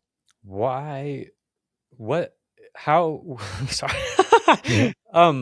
What is Marvin Harrison better at than Michael Wilson when it comes to being able to score touchdowns? Michael Wilson, I think is better with the ball in his hands and better at the catch point. He might be better from just like, we see a lot of drops from Harrison's standpoint, but I don't think Harrison's bad at the catch point. I think he's made some phenomenal. I don't either. I think when you watch Michael Wilson, you're like, look at that monster. Wilson's out insane, there. And I do love Wilson, so I want to make it, but I just think the role they're going to be in. So if Wilson's in that move Z role, like the LaFleur role we're thinking in the red zone, that's cool. But if Harrison's getting one-on-one on the other side and I'm Jacoby Brissett, Harrison has a better release package off the line of scrimmage, though Wilson's release is also very good, but it's more of like one release. And Harrison can do a bunch of different things from a release standpoint on a line of scrimmage. And I think Harrison has better body control, though Wilson's is good as well. And so maybe I am overrating Harrison. It's possible. I just think he's a better prospect than Wilson and overall a better player. So I'm not high on either. I have Wilson at wide receiver 37. I think I have Marv at 35 or something. 36. Yeah. So that puts me slightly lower than CBS ADP on MHJ. And to be fair, I'm at ADP or lower on both. Yeah, you're at ADP with MHJ and you're 3 spots below with Michael Wilson. I don't see it. I don't think that there's going to be clearly defined roles. I don't really buy into the Puka stuff. I think that it makes sense to move Michael Wilson around in terms of like the behind the line of scrimmage, insert blocking stuff more than it does MHJ. But I could see them moving MHJ around a little bit too.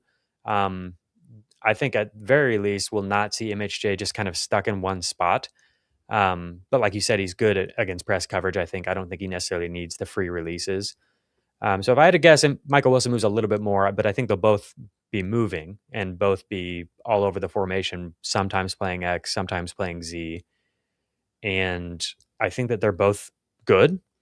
I don't want to invest in the offense necessarily, but I just could see it going either way. That's fair. I think ultimately this discussion leads me to believe I was too high on Marv and just about right on Wilson.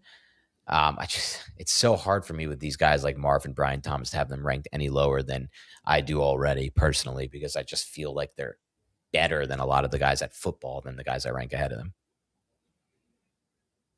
Yeah. I mean, that's fair. I don't know what to expect from the Cardinals. Last thing I'll say on the Cardinals is they will probably be passing a ton again. I think we're going to be playing from behind a lot. And to anyone who's confused by Dan and I laughing about the Glennon thing earlier, it's because Dan probably like 8 times this offseason on 8 different podcasts has referred to Carson Beck as Mike Glennon. They remind me so much of each other. Not there's just a decent portion of our audience who won't even know who the hell we're talking about. But yeah, that kills me. Okay. Let's talk about the secondary tier of receivers, and then we'll hit our next break here. So let me get this off the screen. We've got Malik Neighbors and T. Higgins for Dan ends a tier, and then you get Zay Flowers. This is our composite ranking in order. Zay Flowers, Chris Olave, T. Higgins, because I'm a little bit low on Higgins, but I don't mean to be. He's in the same tier as these guys for me. Jalen Waddle, Emeka Egbuka, Luther Burden, Rashee Rice, Devonta Smith, Ladd McConkey. And I think basically the tier ends there. Let's put Devontae Adams in that because his rankings for us are almost identical to Ladd. You have Ladd at 22, I have him at 18. Yeah. You have Devontae at 18, I have him at 23. So we'll end the tier there. Anybody in this tier that you want to talk to the people about? We've talked about a lot of these players, so I'll go 30,000 foot view instead. This is the range of receivers you want on your roster. I'd drop it a little bit lower. Jacob wouldn't. That's okay.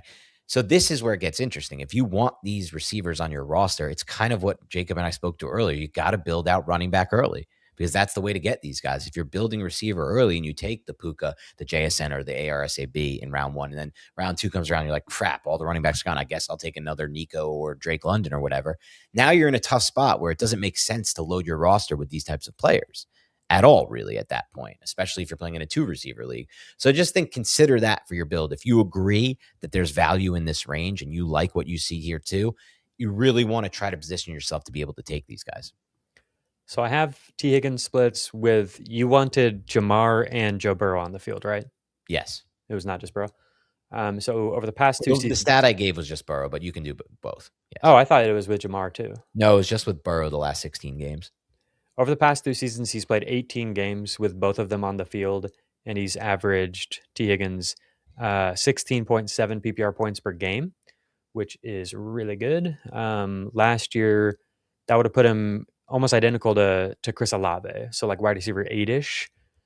He's averaged 0.5 yards or fantasy points per route run, which is also really good. That would have been the same as Jamar Chase last year, but of course, Chase played some of these games without Burrow.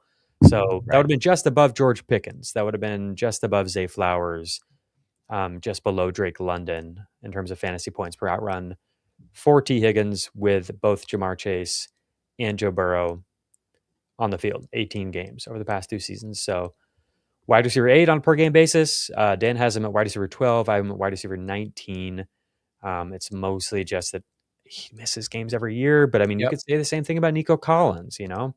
But it's also not just that. I know what you're like. It's that the guys you have ranked ahead of him, Jacob, have more upside. They really do. They have more chance to be like massive target guys. They have, I think, like 85th, 90th percentile outcome that's better than his. 100%. But I mean, if you roll the dice 100 times, you're only getting to the 85th percentile outcome 15. But we draft for the 80. That's how we strategize. I know, but that's how you play it. You and I just want that to be clear to people. Not everybody has to draft the way that we do. True. Some people do have regard for their own life. And so like they maybe just want to go with something that they know and not just like gamble their 3rd round pick or 4th round pick on Emeka Egbuka or Ladd McConkey or Luther Burden or whatever, you know. And I think that's fair. True. All right. Anybody else in this range? I've got George Pickens. I wanted to show the game log with Pickens. It really got crazy for a while there, but it did taper off at the end of the year, whether that was due to the return of Lamb or whatever was going on with Pickens, it started in this Lions game, and they really needed a big game from him. And then they lost 4 out of the last 5, and he was not very good in most of those games. I don't really know what happened with Pickens at the end of the year, but we saw how good it can be, obviously. How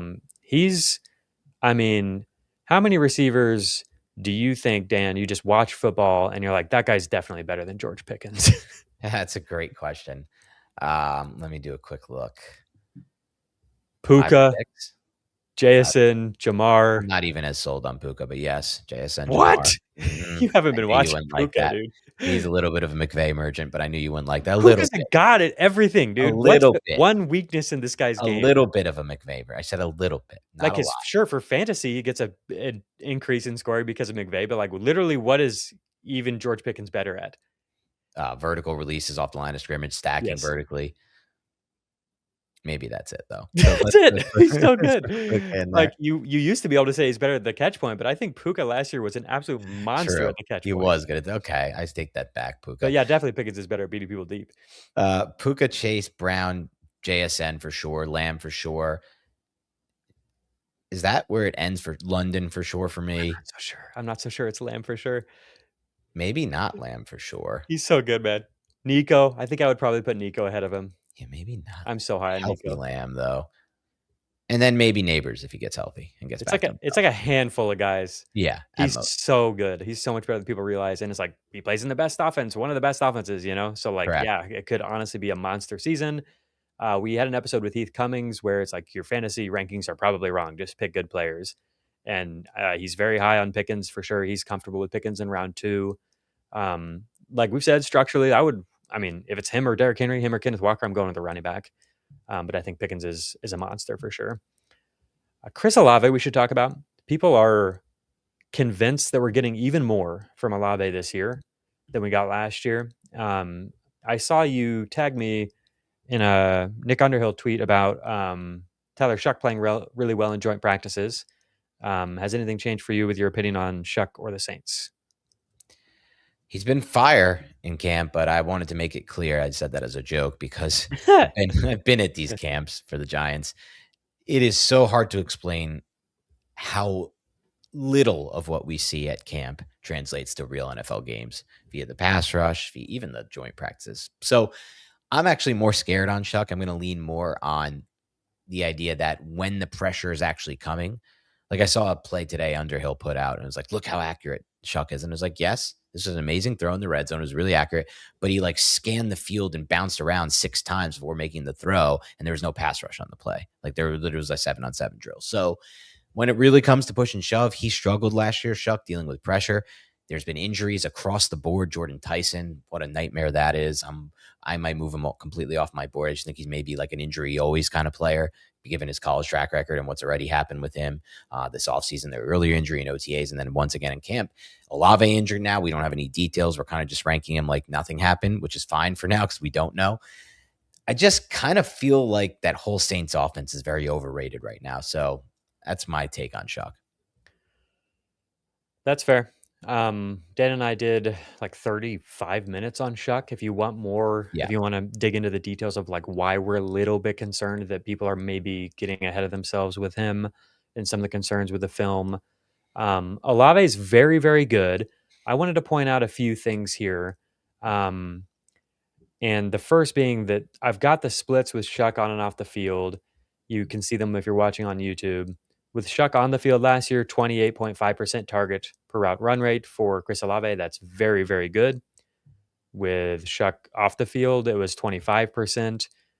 So it was better, but his efficiency was actually better with Shuck off the field in terms of first downs per route run, yards per route run, and fantasy points per route run. And that's not just like influenced only by touchdowns. He had 5 with Shuck off, 4 with Shuck on. I think he did run a little hot with touchdowns and some big plays and stuff last year. I don't see Shuck as like clearly.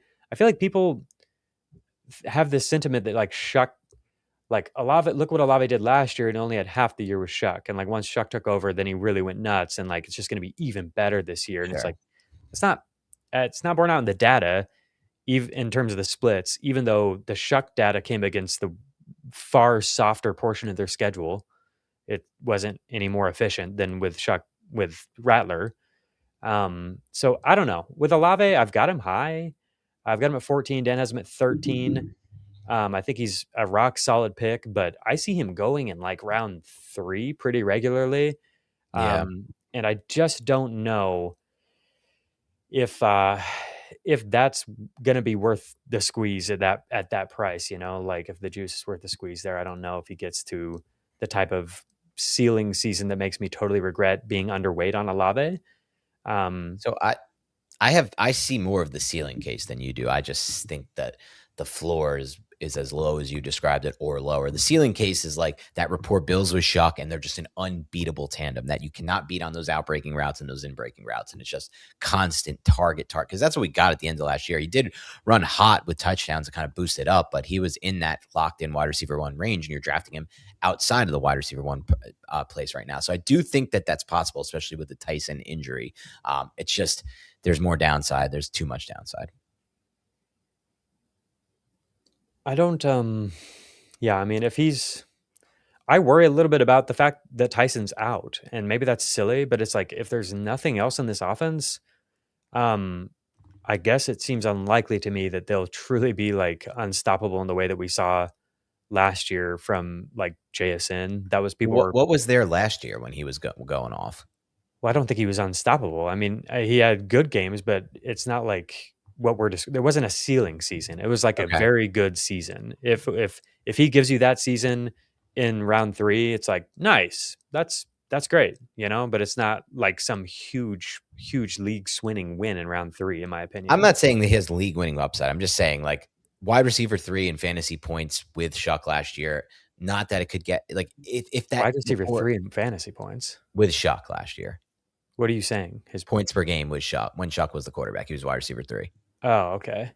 So if you're just filtering out and saying like, look, now Shuck's going to be the quarterback full season, that's the ceiling he showed. It's possible he could do it again with a better rapport. Yeah. And they have a good O-line. So I don't hate Olave. I just think this is a really, really small sample size thing where they were dropping like 50 times per game and playing against the Panthers and Jets and Titans. That's the bigger issue, that Panthers, Jets, Titans stretch that really like killed everything for this team and the hype for Shuck for me. The Titans defense was such a joke last year. So was the Jets. Yeah, I don't know. Olave's really good, but I mean, I had a ton of Olave last year, and I remember literally every week when it came through being like, I'm running so pure right now. This is so lucky. I literally lost my fantasy semifinals because Taysom Hill came in and threw that 57-yarder in week 16, and I'm still angry about that. Shout out, Aaron. You did win your first championship in our league, and I am appreciative of that, but I'm angry about it too at the same time. So we both like Olave. I mean, we've got him ranked ahead of Waddle, who we talked about earlier and think has a great case for a huge year. I have him ranked ahead of McConkey, who I think could have a monster year this year.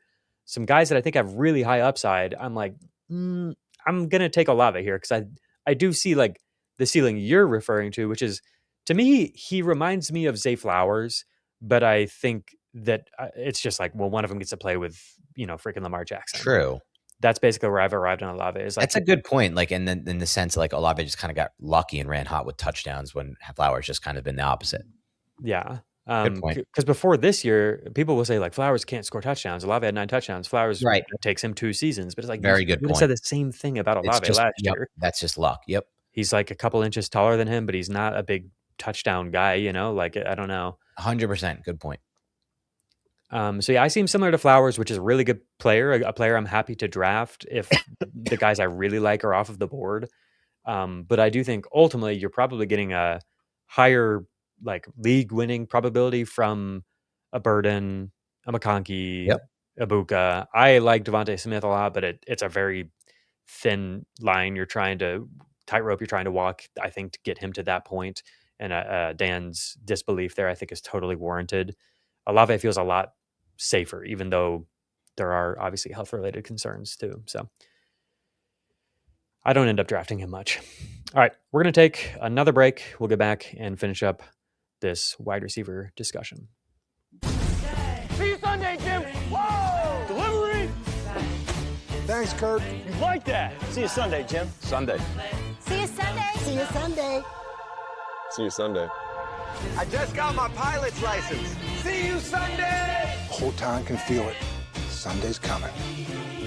See you every Sunday this fall on CBS and Paramount Plus. See you Sunday. That's my boy Cam Skydmove. Alrighty, Emeka Ibuka. Dan and I both have a wide receiver 17. I've had him as high as wide receiver 12. Same. Okay, that's why I was curious where He's killing at. me. If you know that he's healthy, where is he at for you? I don't know that he's healthy, and I don't think we'll get to know that at all, given the Todd Bowles situation there. Some people might be drafting in September 8th, and then they're watching this video a week before, and they do know that he's healthy. Okay, that's fair. I'll say even if we know that he's healthy and we're told that, toe injuries can reoccur, and they scare me. So I don't think I'll move him too much higher. If for some reason they just say, oh, this toe was nothing, and we just reported it early, and he's just fully healthy or whatever, and it's not going to impact him at all in the year, I would go as high as 13. Nice. Okay. I want to again show you this player deep dives playlist that we've got here. We've got a bunch of context on Emeka Ibuka's season last year and why I think it could be much, much better. I think that the inconsistency last year was really just a product of what was happening there with their offense and the role that they were asking him to play, which isn't at all resembling what he'll play this year. You can also find a Zay Flowers profile in here somewhere. And I think that is really, really good. I did that one with Heath Cummings. Here it is. Zay Flowers keeps getting better. 20 minutes on Zay Flowers. Dan and I are both very high. I've got him at 12. Dan has him at 14. I know it was this season left kind of a sour taste in people's mouths because this stretch here where it was like no more than 15 points for almost 3 months, that sucked. He finished really strong, 21 points, 16, 21, 13, 30. He missed Lamar Jackson, right? I mean, they missed Lamar Jackson. Even when Lamar Jackson was there, it felt like they were kind of missing him, because he wasn't really his normal self. This dude's really, really good. And I want to bet on a big season from him. The Ravens have just been so positive, the coach speak coming out of that building. For Zay Flowers heading into year 4. I do want to say one qualm I have that we haven't talked on at all. So, listening to 2 shows with Dan Fornick, does a great job. Your show and with I'm forgetting the other one, Theo. Yep. RotoWire, Theo Grimminger, Dan Fornick, offensive line guru. I don't know if we've talked enough about this Ravens offensive line and it potentially taking a step back, but also just being one of the worst O-lines. I've been reading into the camp reports, and it hasn't looked good so far for the Ravens offensive line or the Ravens offense in general in trying to do the same thing they're going to try to do with Hurts and Burrow and all these gun-only quarterbacks that basically only played in the gun in their NFL and college careers, get them under center. So I do have a little bit of reservation as we head just into these final days of draft season on do I want to, because you're paying with every single one of these guys. Flowers, last year we were getting him so cheap. We're not getting him cheap anymore. Henry, we're not getting cheap. Lamar, we're not getting cheap. You're paying a high price for all these guys.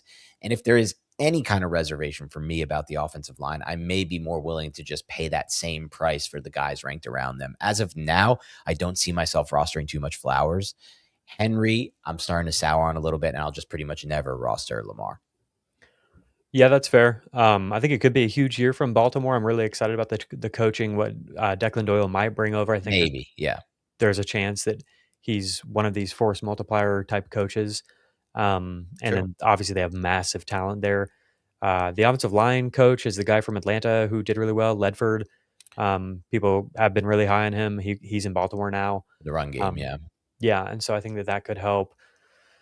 I think the offensive line maybe has some question marks, but Dan Fornick had them in the top half of the league, I think, for what it's worth. So I don't want to overreact to it, but I think if it were to struggle, that is a real concern.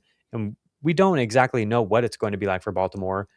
We also don't exactly know what the role is going to be for Flowers, and so a lot of the case for Flowers is based off of a really high target share number last year. It was like 30% almost. Right.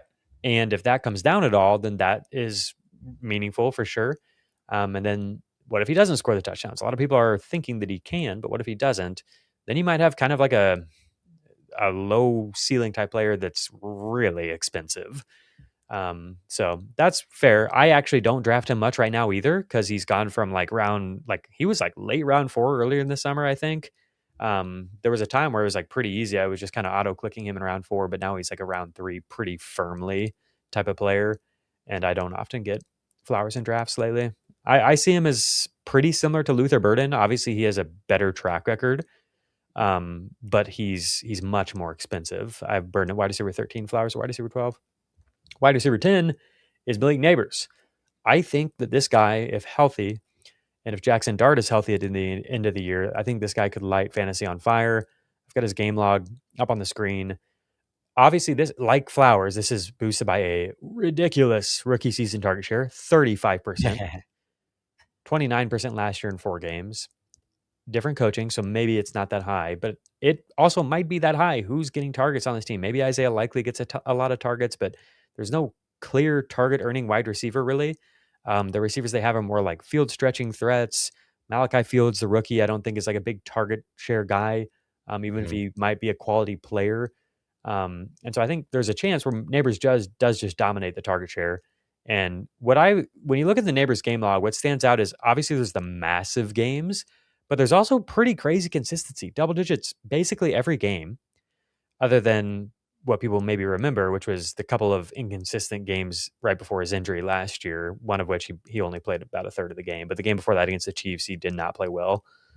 But other than that, really consistent on a bad Giants team as a rookie. And then he also gives you flashes of, I said Rashee Rice has never got 30-plus points in his career. Neighbors has 38, 36, 29, 28. He's only played 18 healthy games, It's pretty crazy. The dude, absolutely could be like wide receiver 1 over the second half of the season. I don't think anybody would blink an eye. Everybody knows how good he is.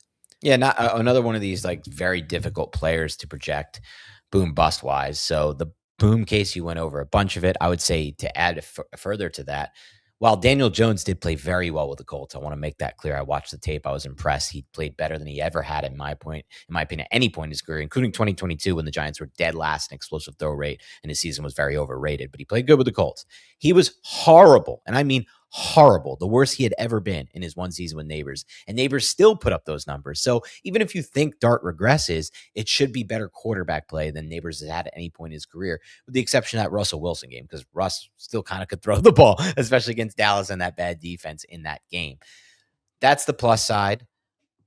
The negative side to me is twofold. One, while he looks good running routes in camp against Air Jacob, and he's had a couple moments in team drills with the non-contact jersey, we don't know like if he's going to be able to hold up from an injury standpoint. Like we haven't seen him take a hit at all, and we won't see him take a hit until week 1, maybe. And I've even heard some concern that like, let's pump the brakes. He might not be in a full-time role right away in week 1. So you're getting now to the point where we're pricing him really high, like 10 and 11 for us. It's not just where we have him ranked, Jake, but in the FFT Open, he went at the end of round 2 in my league, or the beginning of round 3. Like we're at the point now where we've priced him up almost to the point where he's fully healthy. So that's the negative. The second negative is like, the more I watch this offense, dude, the more I think we could be looking at a run, pass game script from this coordinator, not just because it's Nagy, but because Harbaugh wants to do this and be this kind of offense. I worry a little bit about the functionality of this offense. While Jones was horrible in 2024 when Neighbors broke out, the offense was 11 personnel, gun heavy, and vertical and intermediate oriented. It was a good fit for Neighbors, and everything was designed to get in the ball. I mean, me and Nick were talking about this the other day. They would run these like plays where it's like 3 receivers running a pick route for Neighbors to run a drag or an over underneath. Will that happen with Nagy? I don't know yet. I'm a little bit concerned. So there might be a little bit too much risk for me. While I have him ranked that high, I don't necessarily know if he's in my draft plans. Totally fair. All good points from Dan, who spends a lot of time watching and thinking about the Giants. Too much time watching and thinking about. I don't get a ton of Neighbors. I'm fine with them in round 3. I see him similarly to the like if I miss out on my favorite players, then I know that this like really boom bust guy is there for me in round 3, and I'm fine with him, or like Jeremiah Love or somebody like that, even if they scare me a little bit. I do have him, so I have him above Drake London, and I'm wondering if that's just wrong. The dude's so good, man. But like, there's obviously more risk, I think, with Neighbors, and I probably just need to move London ahead of him because London also does have a big ceiling. He needs Penix though, so we got to hope Penix plays. I'm a big believer in that. Tua thing will be real bad for him. All right. Also, Zach Robinson, you brought this up a bunch with London, which still scares me. I just want to get this in. The Zach Robinson effect, losing Zach Robinson, is that a concern for you? It is for me with London. I know, man. I like want to hash this out on every single player, because I know some people that have seen this haven't watched every freaking, all 300 hours of Beyond the Box Score this summer. But yeah, like I do think that the former play caller with Drake London was really good at getting him in condensed formations and using him in motion at the snap of the football and stuff, where the defense has a harder time accounting and allocating resources to him and where he's going to be. And if he's in any more of a static role, I don't know if he gets up to that 29% target share number. Yep. But like you just said with Neighbors, the same kind of risk exists where it's like, I don't know if he gets up to that 34% target share number. If he's in a static role. Yep. Good points. All right. Let's talk about Devonta Smith. Wide receiver 24 for Dan. A lot of people believe in the Devonta Smith breakout case. He is ranked 15th in terms of CBS ADP at wide receiver, ahead of Emeka Egbuka, ahead of Ladd McConkey, just behind Zay Flowers. I have him at 15th as well. So I believe in the case, but I do see it as a pretty thin bet. Dan, you've dug into the Jalen Hurts passing numbers, and they are just lower than people might realize. Yep. Because Hurts has been great for fantasy, and obviously the Eagles have had success. But I mean, where do you realistically see the output in terms of passing for this team? And like, if it's below 4,000 yards or whatever, like, what does that mean for Smith? Like, if he's going to get to the heights people have for him, he has to have like the JSN type of volume, right? He has to have like a 35% target share or something. I guess that's been my issue with drafting Devonta Smith all summer, because it's a math equation issue for me. I mean, I don't necessarily think it's all that even possible to get over 4,000 yards. He's never, Jalen Hurts, been over 4,000. He topped out at 38.58 with Kellen Moore. That was with a much, much worse defense than they have. I mean, that 2023 Eagles defense versus the 2026 Eagles defense, it's just night and day as far as what they're able to do. They were one of the worst in the league that year when he did that. He had to throw more. 2022, the defense was not very good either. 3,700 yards. Since then, 2,903, 32-24. So I would say with the way they want to play football and how good their defense is, will probably be in the, like, if his offense, like if this Mannion thing works, getting him under center, doing all this stuff, the best we'll see is like 3,500 if this Mannion thing works. If it doesn't work, and I have major reservations about this offensive scheme and putting Jalen Hurts under center, I think we could be looking at another 2,900 to 3,100 type season. At that point, like, Smith needs like what percentage of the yards to pay off on the bet, not my bet because I have him ranked low, but the bet where everyone else has him and the breakout that everyone else sees for this guy. So I love Devonta Smith as a player. I think he's amazing. And I think he has a good chance to be like this number one in a situation where like it's only Wicks and an injured Lemon and whatever. But it's an overall volume issue for me here with this Eagles passing offense. I mean, Lemon's healthy, right? At this point, he's for back. Now, yeah. But a slow start to camp, they may not use him the way they want to be able to use him. Yeah, that's fair.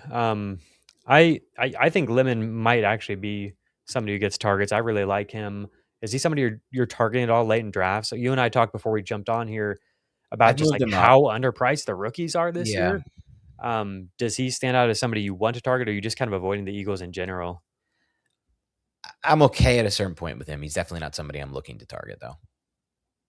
I want to answer your question about Devonta Smith and like what percentage he would need by looking at AJ Brown. So while I'm doing some digging on that, if you have anything else on Lemon you want to talk about, because I really liked him as a prospect. And I also think that even if he isn't a key part of the offense in terms of missing some of the installation period here where he's been sidelined, I do think he could just work as kind of a security blanket catch and run guy. So you could talk about like his skill set. I think he's very good at that, like at the catch point, after the catch point. Anybody who seems similar to what kind of rookie impact we might actually be looking at here for him. I mean, it's a very similar, if you were to get the role, to Amon-Ra St. Brown as far as how he works underneath, his ability to get in and out of breaks, really great at the catch point, which is a major underrated part of ARSAB's game. And it's similar with Mekhi Lemon. Just because he's not big doesn't mean he's not great at the catch point. Tough through contact at the catch point as well, which is, again, another thing that led to the Amon-Ra St. Brown breakout. My biggest concern with him is everything I've read. And what I've read is it's Dontavian Wicks in the two wide receiver sets. And I think this offense... How long do you think that lasts? Well, I think it's going to last. I wonder because it's like this dribbling thing. It could be way worse than we expect early in the season and maybe even last longer than we expect if Wicks puts good tape out there and they're like, you know what? We like having Wicks out there. He's reliable. He runs his routes where we want to be. And most importantly, he blocks. And he's reliable. And he blocks. And I mean, not only is he reliable, like he's kind of like the he's just never ever been known as reliable. It's just a funny word for him for fantasy, but like that doesn't necessarily mean for like catching the damn ball. Well, yeah, for the targets, but I think what they mean by what coaches want from and drops are important. I think they're a little bit overrated by fans. I think more important for coaches, like, are you getting to your spot within the route concept, and are you blocking? To me, and he's been the talk of camp, by the way. Like Saquon Barkley just like talked about, I can't believe how he did it again. Like how did he get Dontavian Wicks? So if that's the case, and there are just like this team I expect them to be, which is like constant 12 personnel, so mixing in some 21, like all this like 2 wide receiver type personnel, it could just be so frustrating with Lemon. That's my concern there. So the Amon-Ra St. Brown comp, people might hear that and have like the recency bias of Detroit, what they've been lately, and be like, that's not a good comp for this offense. You know, he was in Detroit. Jared Goff had 3,245 passing yards that year. I think he missed the game. In total, the offense had 3,884 passing yards, which is not really that much. 23 passing touchdowns on the year. That was definitely not like the golden area of the Detroit Lions passing attack. Sure. But Sun God was really impactful at the end of the year and was an important like check down weapon. And then we kind of saw that role just scale out more and more and more. I think Lemon is really interesting. And if Lemon comes through in a big way, then that would hurt Devonta Smith. A lot of the Devonta Smith breakout case is just betting that he's going to have like a truly massive target share number, which I think he's good enough to get to. I've got a profile on him as well on the channel where I dig into all the collegiate data and everything. And I really think he could be that kind of a player. So as far as the AJ Brown thing, I looked it up. He averaged 15.6 PPR points per game over the past 2 seasons is where AJ Brown is, which is very good. For context, that's wide receiver 12 across those 2 seasons. And that's with last year where it was Patullo and AJ Brown was dealing with injuries and everything. 15.6 PPR points per game. And in those seasons, I had it up on the screen earlier, Jalen Hurts basically averaged like 3,000 passing yards the last 2 seasons.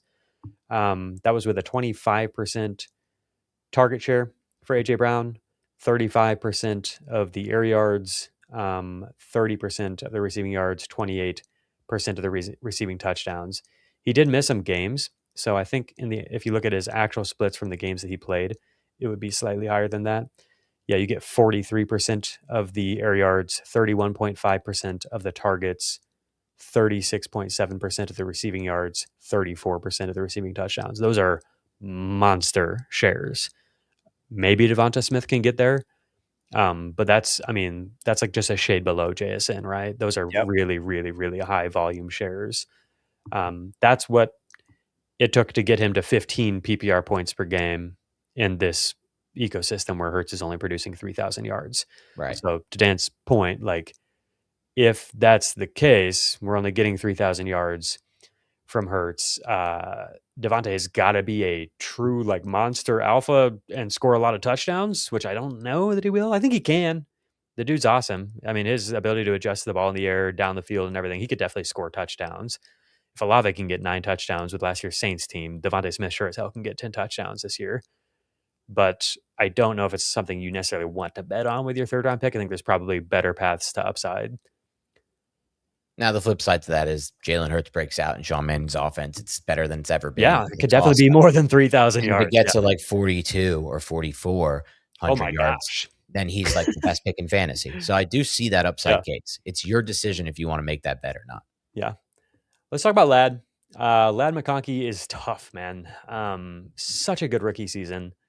So fun on film. And now we've got Mike McDaniel and the stars potentially lining for a huge year for the Chargers. Already dealing with offensive line injuries. Don't love that. Don't know exactly what we're going to get from LA. Vegas doesn't have them as like one of the top scoring teams. I think they're 12th or 14th or something like that, according to Vegas projected points this year. So there's a lot of different ways to go for Ladd. People like to just kind of write off last year's struggles with Ladd, which I don't know if that's necessarily, I don't know. Obviously, Keenan Allen, I think, affects Ladd in terms of role and where the targets come. more than Quentin Johnston. But they both played in this offense where the line fell apart and Justin Herbert was the most sacked quarterback, most hit quarterback. And QJ was more productive. I mean, QJ averaged 12.2 points per game. Ladd averaged 11.3. Ladd really didn't show even very much upside. His top scoring game was 23 points. He had a bunch of games where it was, 4 to 9 points. It just wasn't a good year. But now you got to pay a price tag as if like that's just erased. We're going to get back to like elite production from him. He's clearly going to be the top target in the offense, even though we really didn't see that very much last year. He had one game where he had a target spike of 15. He had another game where he had 10 targets on a 42% target share. But throughout the season, he was just kind of the second or third option most weeks. And so it takes a huge leap of faith. Do you think that the talent warrants the leap of faith that people are taking here with Ladd? Sure, the talent warrants it. It's just a matter of how you see this offense performing. If it performs above Vegas expectations, Ladd can be a win at ADP. If it doesn't, he's going to be an easy loss for me. Do you want to talk to people about QJ? Because you are above consensus on him. It's been one of my secrets of draft season. That secret is out, unfortunately, before my home league draft. But we'll see how that impacts the draft and my ability to get him in an auction. But I will say this.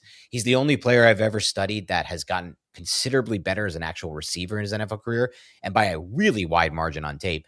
And nobody cares, and nobody thinks it matters, and nobody even really credits it. At one point last year, he was scoring as like an easy wide receiver 1, and we were even talking about him on our BTB shows. Like, do we need to move him up the ranks? Now he goes into a Mike McDaniel offense, should be getting a lot of snaps, and nobody cares. So this one's just an easy ADP misprice for me.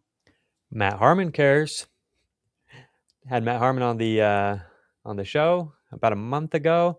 And the first player we talked about was QJ. And he just is like, clearly, this guy has gotten way, way, way better than in year one. People need to remove that year one disappointment from their mind because he's actually a pretty good player.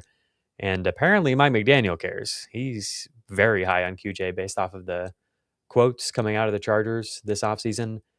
I like the idea behind QJ. I'm a little bit nervous about the fact that Dan and I are also very high on Trey Harris, which, by the way, Dan, you called me a trader with my Nico Collins ranking. Where's our boy Trey Harris? He's like wide receiver 80 or something for you. I was so not shocked. 80, not 80, 82. No, something's off then. Something must be off because I saw him very low in your rankings. No, he's never been that. He's 57 for me. Okay, sorry, I don't know what the hell happened there. Probably all the mix-ups, formatting. Clearly, my formatting issues led to that. Probably got it mixed up with another Trey something. That would never happen. He would never. Okay, that's good to know. 57.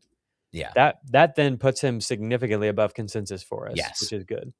I've got him at wide receiver 60. So anyway, we both really like Trey Harris, the year 2 receiver for the Chargers. Think he can do a lot of different things, and so I don't even know exactly if QJ will be a full-time player, if they're going to do a lot of 2 receiver sets and stuff like that. And so not only are there some people still have talent concerns with QJ or whatever, right? But then there's also that. And if you do have talent concerns, then it's like, well, could he even just lose out as the year goes on to this guy? Could Trey Harris just be, also an ascending player and taking more and more and more? And it's a new coaching staff, so we don't know. It's possible they could look at it differently. It's possible that as the year goes on, they could be like, I want to get Ladd, Trey Harris, and Brennan Thompson on the field more than we think they do, because he offers something completely different, Brennan Thompson, than anyone on that roster. Dan has QJ at wide receiver 31, ahead of Parker Washington, who I think is a similar type of player where it's like there actually could be concerns with the usage and the playing time. People don't seem to be factoring that in that much in terms of like where he goes in drafts. Like he gets drafted 2 full rounds ahead of QJ according to CBS ADP, Parker Washington. And I think some places he goes even higher than that. CBS has him at 81 overall and QJ at 104. I think they're actually kind of similar. I know the Parker Washington breakout last year was fun, but like we've seen really good stretches from Quentin Johnston too, Right. Basically the beginning of the season for 2 straight years now, it's been like QJ's rocketing up people's fantasy rankings or whatever. And then it kind of crashes out on him. So 31 for Dan. I've got him at wide receiver 34. I do have Jaden Reed above him. I do have Chris Godwin above him. Those are two of my favorite values in this range. I have Josh Downs above him. I just did a video where it was like 6 breakout players that are like key to my draft strategy this year. And QJ, I almost just gave like an honorable mention where it's like, I know a lot of you guys are size queens and you're not willing to consider that Jaden Reed or Josh Downs could do it, even though they've got the motion. And so it's like, then just take QJ, like it's a similar case. He's going in the same range and I think he could have a huge year. And he honestly like fits this perfectly too. If you need a big guy in your life, like QJ could be it for sure. You're just going to leave that one alone. That's totally fair. Jameson Williams, Rome Odunze are the two forgotten men in this range. I think we both are fine if you are into that, right? Like Ben Gretsch is a huge JMO proponent, and I think it makes sense. It's obviously these are two of the best offenses, but because we don't have a clear target projection for these players, they kind of just getting forgotten about. You're never really seeing them on people's like target lists. And so they kind of fall into this awkward range, but there's upside here.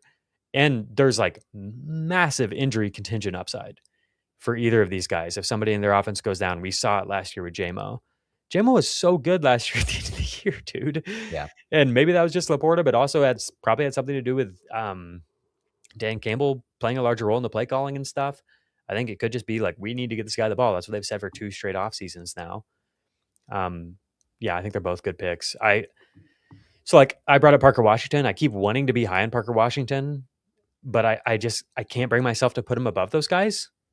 I don't know. They're top 10 picks in the NFL draft on really good offenses. There's no world similar roles of those guys. Yeah, personally, I could be wrong. And Parker Washington probably has more top end upside where he actually could just lead his team in targets or whatever without an injury. Whereas those guys probably don't. Maybe Rome does. It could be a lead in target situation though, where it's like targets are spread around too. So it's like leading, but not. Honestly, I see him pretty similar to Rome, right? In terms of role. It's very similar, and I just think Rome's a much better talent in a better passing environment. I do really like Parker Washington. I think he's a really good player. I think there's a chance, and this has nothing to do with what I think of him as a player, because we were like early on him, and both of us were loving his tape out of Penn State. I think there's a chance he could be the worst pick in fantasy, though, this year, just because every single analyst is hyping him up. I have never seen anything like this. Jamie, like everyone I've listened to across the board loves Parker Washington. And that to me always scares me in fantasy. He's definitely risky. I do want to say that like the upside is clear, just to like, Liam Cohen is a evil genius. He's a madman. He's so good. He loves this dude. I think there's a chance that we see way more schemed up to him. Even last year when he had this breakout, I think that it kind of took them by surprise a little bit. At the beginning of the year, they weren't playing him in the slot. He was just kind of a backup receiver. They were trying to make the Travis Hunter stuff happen. And then he kind of took over. But like even in this breakout, like he wasn't always a full-time player with I've got the splits when they traded for Jacoby Myers. And so it's 8 games with Jacoby Myers. He averaged 15.4 points per game on a 75% route share. I just wonder if maybe he plays more this year. Jacoby had a 94% route share. BTJ had an 84% route share. BTJ averaged 9 points per game in that split. Jacoby averaged 11.4, 23% target share with Jacoby Myers in that split. BTJ had a 15% target share. Parker Washington had a 24% target share. So like, I like Jacoby Myers a lot because these numbers look pretty good. But what if they just shift over to Parker Washington a little bit more and 24% goes to 25% or something like that? Let me do a little bit of insight too. I was at Giants-Dolphins joint practice, and I saw Pete Prisco there, who works for CBS Sports and has been at most of the Jaguars practice, and he's like, Parker Washington is so clearly the guy there. Yeah. And then Dave Richard went to another practice after that, like 3 days later, the joint practice with, I believe it was the Raiders, whoever they matched up against. I forgot who it was. And he's like, Parker Washington is the guy. Like, this is the guy for them. The offense has definitely revolved around him in the passing game.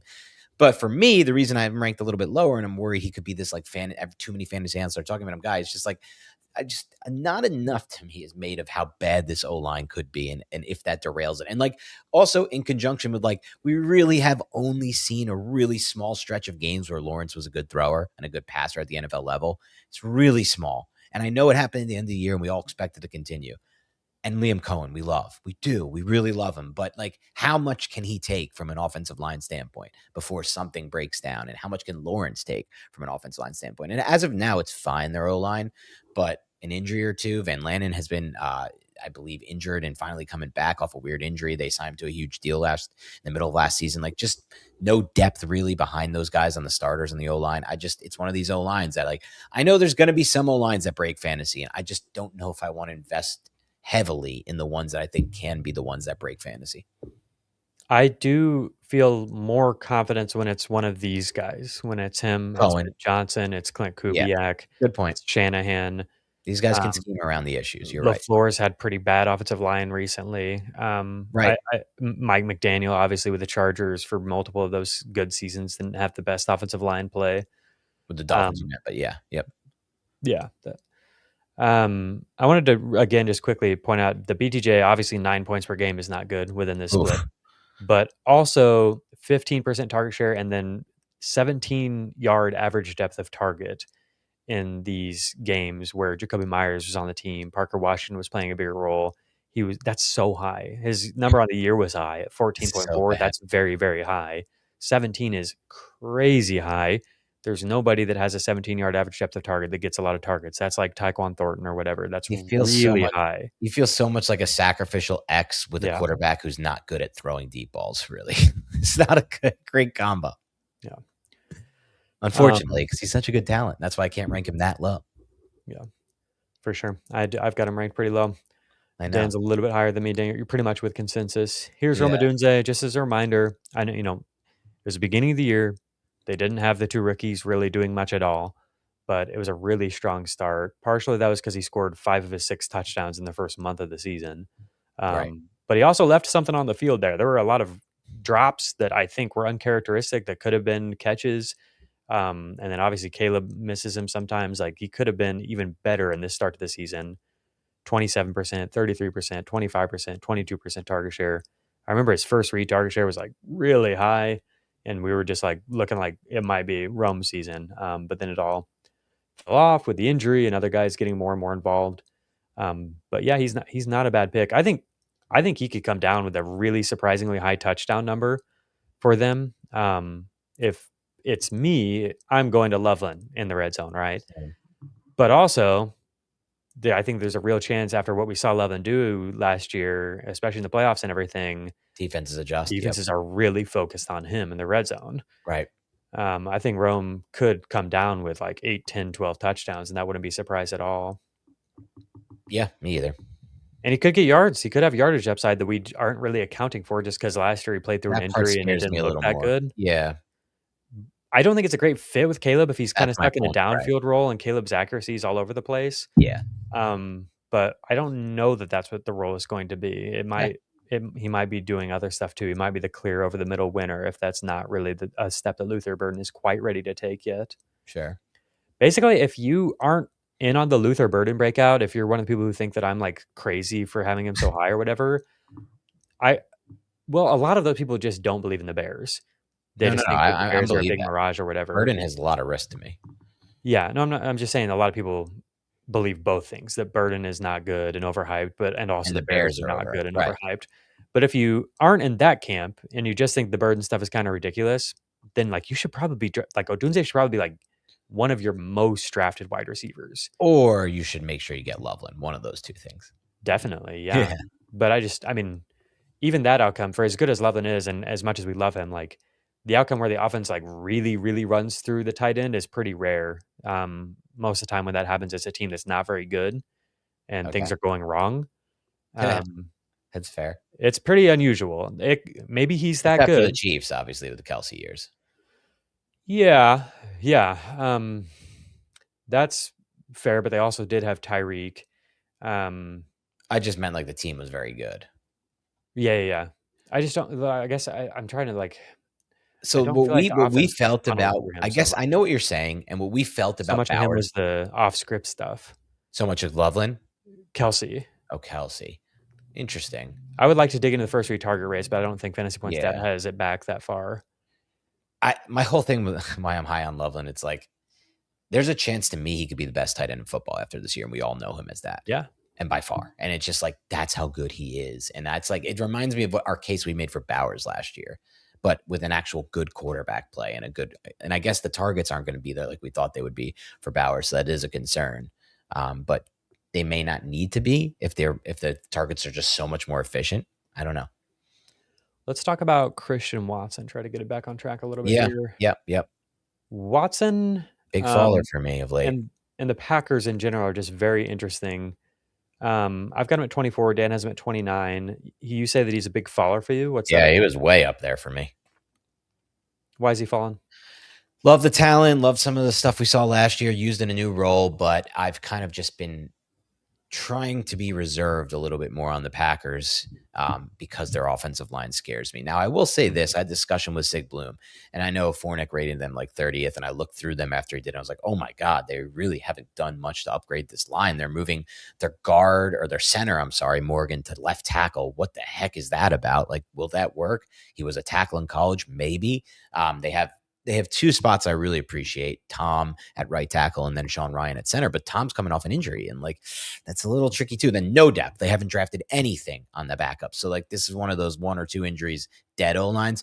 But Sig made a good point. Like they do have Butkus, their O-line coach, who is one of the better O-line coaches in the NFL. He is not known, but like he did develop Sean Ryan, a mid-round pick. He did develop Zach Tom, a 4th-round pick, and he's developed a lot of players. Rasheed Walker was a really, really raw prospect coming out of Penn State and like has become a solid tackle that signed a good contract in free agency this offseason. So I don't want to like rule out that like the coaching's so good it doesn't matter on the O-line, but it does scare me a little bit. And I feel like we draft, and Sig brought this up, we draft so many Packers in the top 80 of ADP, including, all 3 of these receivers. And it's like, is this offense going to be as explosive? It's been low pace. It's been slow pace. It's been all these things that have been working against it through the years. I don't know. I'm just kind of scared a little bit on 1, this offense with the O-line issues, and 2, Watson so for sure being this like target guy on this offense. Like, why am I buying Watson when I can get Golden so many picks later or Reed so many picks later? Yeah, CBS ADP has Watson going 72nd overall. Jaden Reed, 126th overall. 72nd seems, maybe a little bit low, but that's pretty much right. I mean, it's like 6th round. That's a little bit low, I think. Yeah, I feel like people are taking him much higher in the draft, Salmon. They've got him at wide receiver 29. Yeah, that is pretty low for Watson. I see him go like 24, 25 sometimes. Jaden Reed, 126, wide receiver 49. Dan has him at wide receiver 40. I have him at wide receiver 32. And then Golden, where the heck is Golden? 134. So just a round behind Jaden Reed is where Matthew Golden goes. Wide receiver 51. Dan has him at wide receiver 43. I'm at wide receiver 53. I've made the Jaden Reed case a million times. I'll again point you to this episode. I talked about Jaden Reed for 15 minutes or something. This Essential Picks, 6 key breakouts episode. I talk about Jaden Reed. Why don't you talk to people about Matthew Golden, because he really doesn't get talked about much these days. Yeah, we talked about a bunch last year. Just a player I believe in coming out of the combine from a skill set standpoint. It's not the 4.29 speed that makes it interesting for me. It's the route running. I thought he was really good on tape. He didn't have the profile. Had he really been a bad analytical profile at college? People hate that. The analytics guys hate that. And then a bad rookie year from an analytics standpoint. Thought the tape was better than that. It's a buy for me based on the eye test, based on the tape, and based on what I'm looking for. And he's had a really good camp. So that's why I like him. I want to get back to Watson then real quick. I've got his numbers on the screen here. I think the reason that people are so excited about Watson is he's just been so good on a per opportunity basis. I wanted to look at his splits with Jaden Reed on and off the field. Really not a huge difference. Whereas like Tucker Kraft's numbers are actually noticeably worse with Jaden Reed on the field. But yeah, last year Watson goes for 2.5 yards per out run with a freaking 11.6% first down per out run rate, which is really, really, really good. And surprising for a player who doesn't get a lot of manufactured move the chains targets. Is more deep ball stuff. The deep ball stuff is what bothers me a little bit with him. Obviously, it's cool that he has that and he brings upside with that. And Matt LaFleur is great at scheming up deep ball efficiency, and Jordan Love is willing to take those shots. But it just keeps getting higher and higher and higher. His ADOT, it was 14 as a rookie, then 15.4, And the last 2 years has been 17.8 yards and 17.8 yards. Each of the past 2 years is his average depth of target. And it's really hard. I mean, that's the BTJ number that I gave you earlier. It's really, really hard to get targets with that type of a role. I'm hoping that they'll like manufacture more stuff for him. He's really good as a catch and run player. Like some of the ways we've at times seen Jamison Williams get unlocked as a catch and run horizontally moving guy. That's where you can see Watson do some of that stuff. But I mean, last year he had one game where he had 10 targets. And other than that, it was like 7 targets, 6 targets, 5 targets, 4 targets, like, so I don't realistically know how much his role changes, other than I think that you no longer are getting 75% of the routes. You're maybe getting 85 or 90% of the routes. And if he's just so dang explosive, then maybe that's fine. But I did want to bring up that I'm very high on him, and it feels a little hypocritical because he basically fits into this archetype of receivers that I've been hesitant to invest in, which is like, I don't know what I'll get from them week to week because of the volatility of that role and the low target numbers that come with that. You know what I'm talking about? The Alec Pierce's, the BDJs, and those guys. Yep. Watson's just like that. And he might play in a run first offense, So I think it's fair to question this ranking, and I have been. And I just think that he potentially sets up to score more touchdowns than those guys, and there's more target ambiguity in his offense. But the more I think about it, I'm just like, I don't know how realistic it is that he gets a lot of those targets. But it just keeps bringing me back to Jayden Reed, and I just keep feeling crazy for having Jayden Reed so irresponsibly high. But it's like, I don't, where else are the targets going? Marshawn Lloyd? Like, what are we doing? Like, we don't, Matthew Golden, I guess, but we've never really seen it from Golden. I guess it could be Golden. I mean, that's possible, but they're also saying that it could be Tucker Kraft. It could be Jonnu Smith. It could be Kraft, but again, then it's like, how often do we see that with a tight end where they're real, like, focal point of the offense? They're getting a ton of targets. He's coming off the knee surgery. We have seen glimpses of him do more than catch and run stuff, but not very much. It's mostly just been catch and run for Kraft. And so I see a lot of opportunity in this offense, but I just don't exactly know how to place the bets other than Jayden Reed, I think, is way too cheap. I think Golden is interesting. But the fact that they have talked about like Watson being in the Z and Golden being in the X more, and so Golden being the field stretching type, I wonder if both of those guys will have really high week-to-week swings, Golden and Watson, where Watson is the really good player who we've seen be able to convert those with efficiency. And then we see more of the dump down stuff benefit from those guys stretching the field. So that's Kraft, that's Reed, and then it's the running backs. It's kind of how I'm mapping it out. And so that's why I land on Reed. I think the Watson stuff is interesting, and maybe it finally comes through in a big way in terms of the 2 yards per run over the course of a full year, adding up to like 1,400 yards or something, and there might be some bad weeks, but most receivers are giving you bad weeks. A guy that you're taking around 5 or 6 or 7 or whatever, you don't need to worry so much about the floor, I guess, is basically where I come out with him. Like, yep. I have Garrett Wilson behind him. Garrett Wilson is a much safer pick in theory. Week to week, Garrett Wilson probably is going to have a higher probability of getting you 8 or 10 or 12 points than Watson.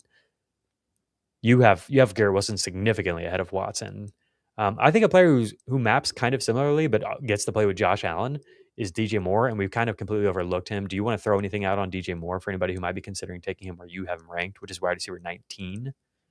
Yeah, the DJ Moore stuff is a bet on a few things. It's a bet on him getting more targets than a lot of these guys were ranking near him because he's in a situation that's very condensed and concentrated in a lot of ways, from the standpoint of they're in heavy personnel, they run heavy, through their ability to run everything off that play action game, which is essentially a Joe Brady offense. It creates a lot of opportunities for Moore, like we saw in the preseason. And it's a bet against what we saw on tape, I guess, or what we saw with Caleb Williams. So I just think he's a better, just like Garrett Wilson for me. These are two guys I have ranked higher than you do because I think they have a better chance to be a focal point of their offense than some of these other guys. Mm-hmm. I don't really mean to be low on either of them. It's kind of like you are. I think I'm just higher on them. Well, I mean, I'm relatively low on them compared to consensus. Garrett Wilson's CBS ADP is 20. I'm at 25. DJ Moore's 22. I'm at 29. It's just that this range I really like. Like, it's like the Odunze, Jameson Williams, Parker Washington range that we were talking about earlier. I guess it's just that I'm higher on the Mike Evans, Devontae Adams, Christian Watson, like upside bets than those guys. And so I've got them kind of settling in here where it's like, I've got them above McLaurin. I've got them above Chris Godwin. I think that they're decent bets. I just don't really end up ever drafting them. Tedder McMillan's the only one here that we haven't talked about. I'm going to scroll down here deeper into our wide receiver rankings and see if there's anybody that we find interesting. Tedder McMillan, I've got a video up on, if you look at these player profiles, it's really a weird case here where it's such a clearly, obviously super phenomenally talented player, but I just don't really know if it's going to matter. It's kind of like Garrett Wilson or whatever, where it's like, I feel a little bit more confidence in the coach version of MHJ to me, in the coaching and everything there. I just don't see him similarly to MHJ. There's so little target competition, whereas MHJ is freaking Trey McBride and Michael Wilson. I love Jalen Coker, but he ain't Trey McBride. Okay. He's better. The rookies. I think the rookies are an interesting conversation. So we've talked about Tate and Lemon already, and you brought up Tyson, and obviously he's scary. We talked about Stribling a little. Concepcion, Stribling, we talked about it a little bit. I just want to point out, like you said it as we jumped on, this is really cheap for the rookies for sure. Like as much hype as Stribling has gotten for a guy who got drafted in early round 2 and plays for Kyle Shanahan, and his receivers teammates are already hurt or dealing with injuries, like already out or maybe dealing with an injury going into the year. He's still like available past round 8 or 9 in most drafts, Right. I feel like a lot of time we see a rookie like this get steamed up. Now he's going in round 7 or 8. Matthew Golden last year was like, he was going in like round 7 or 8 by the time drafts came around, And that was a major miss. So maybe it's people adjusting to that. I don't know. Yeah. I'm not really sure exactly what it is. I think maybe it's just that this class was not highly sought after, really. Right. But yeah, Concepcion I think is too cheap. Stribling is probably too cheap. I do have Concepcion higher, but I mean Stribling plays in a much better offense, so like that could just be wrong.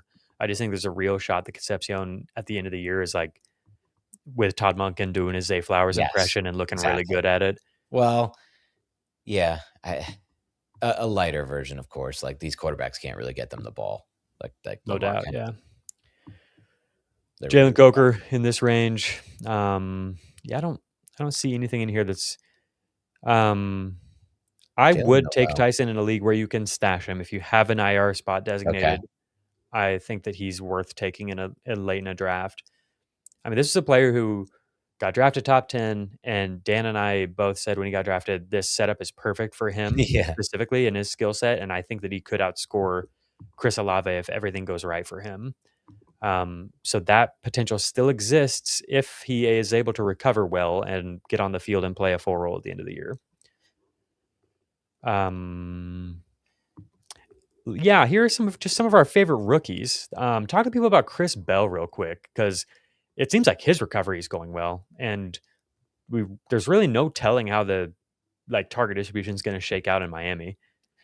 Yeah, Chris Bell, love him from a talent standpoint. I wouldn't go too crazy with him from a fantasy standpoint. It's not necessarily the injury because he's making a great recovery. It's just from watching this Dolphins offense live in joint practice, and then also reading about them. Like they've had another practice this week, and in the preseason games, there just could be one of the worst pass blocking teams in the NFL. They do have good run blocking.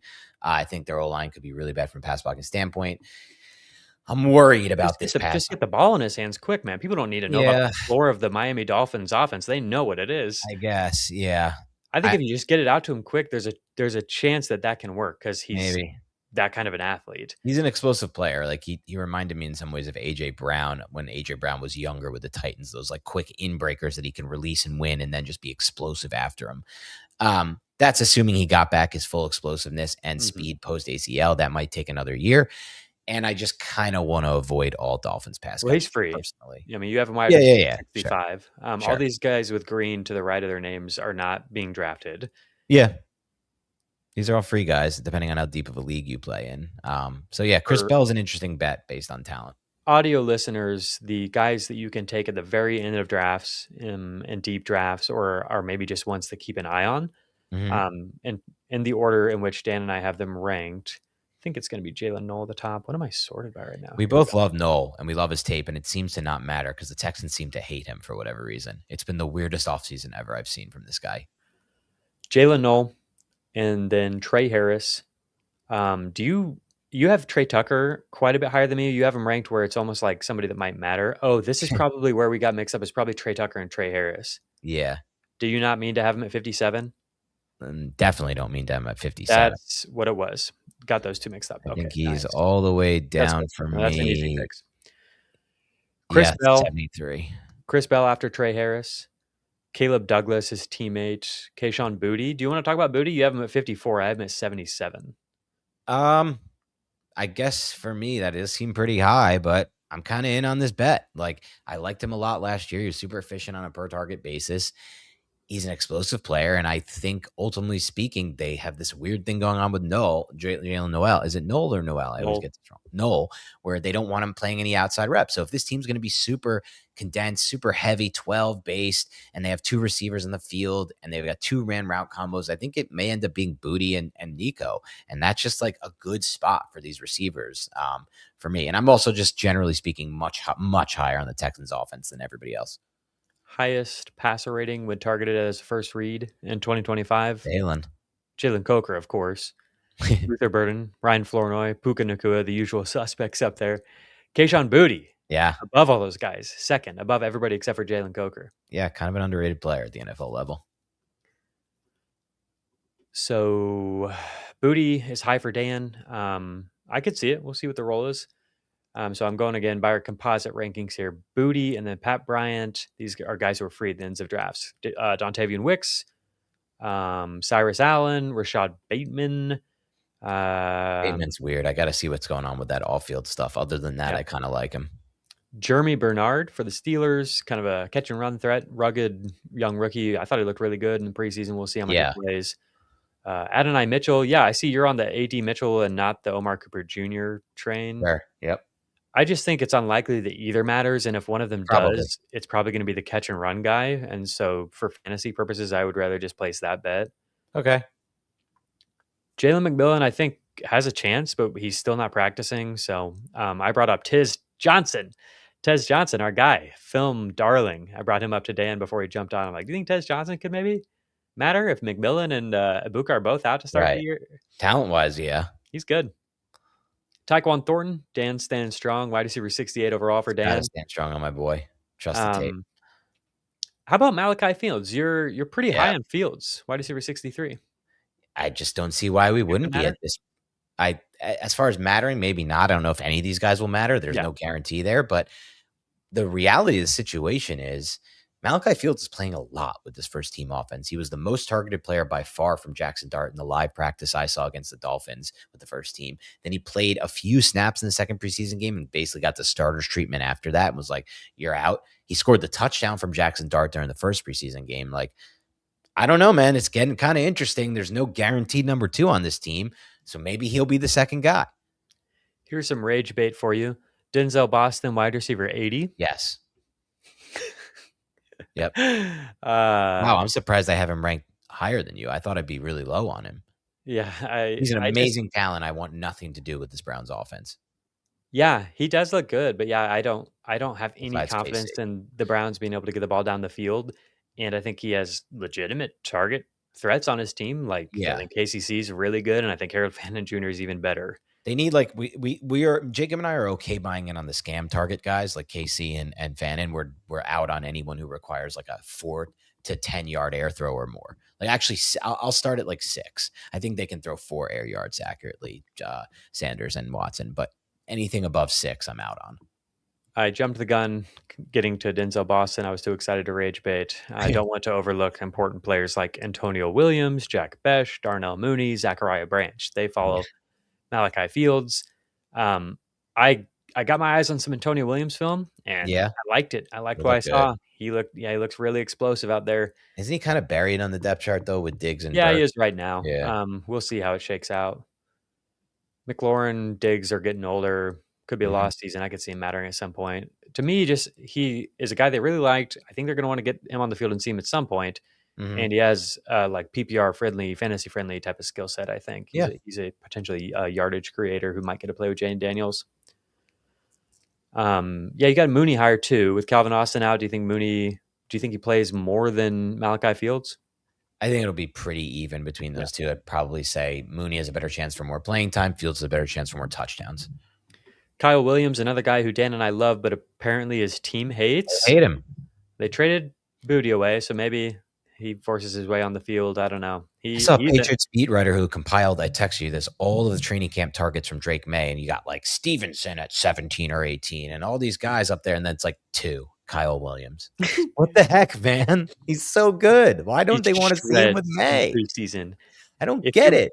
I watched Kyle Williams preseason film, and it's like so good. It's literally like every route he's wide open. I don't think there's ever been bad tape from him. I don't think I've ever seen bad tape from him, dating back to Washington State last year when he got his rare opportunities with May, and then this preseason. Somebody the other day rage baited me, and they're like, all he does is run deep routes. You can't run a real route tree. I'm like, obviously, you have been watching every single route of his preseason. Yeah. All he does is create immediate separation on every single release. That's all he does. Here we go. Tez Johnson, Berrien Brown, New Orleans Saints, round 6 pick, I think. Really fast, and also had some nice releases and like won a few preseason reps, but won on some in-breaking stuff. I'll be honest with this ranking for me. This is more of a I need to do more due diligence and watch Berrien Brown. This is a Jacob Gibbs only kind of guy. I know you've somehow watched his tape already. I liked his preseason film, and I mean, I think Devon Vele is clearly going to be the starter, but he might. No one does it better than you. That you've watched Berrien Brown preseason tape is amazing to me. It really is. Demario Douglas is another name to mention for really deep sicko league needs. PPR junk, He might be somebody you can like PPR flex in deep leagues where if you've got like 3 flexes or whatever, 3 receivers, 2 flexes. Those. I'll tell you guys, see that I only ranked because I've watched your cut ups on Twitter because you posted Jalen Royals. Yes, sir. Is there a possibility for Royals?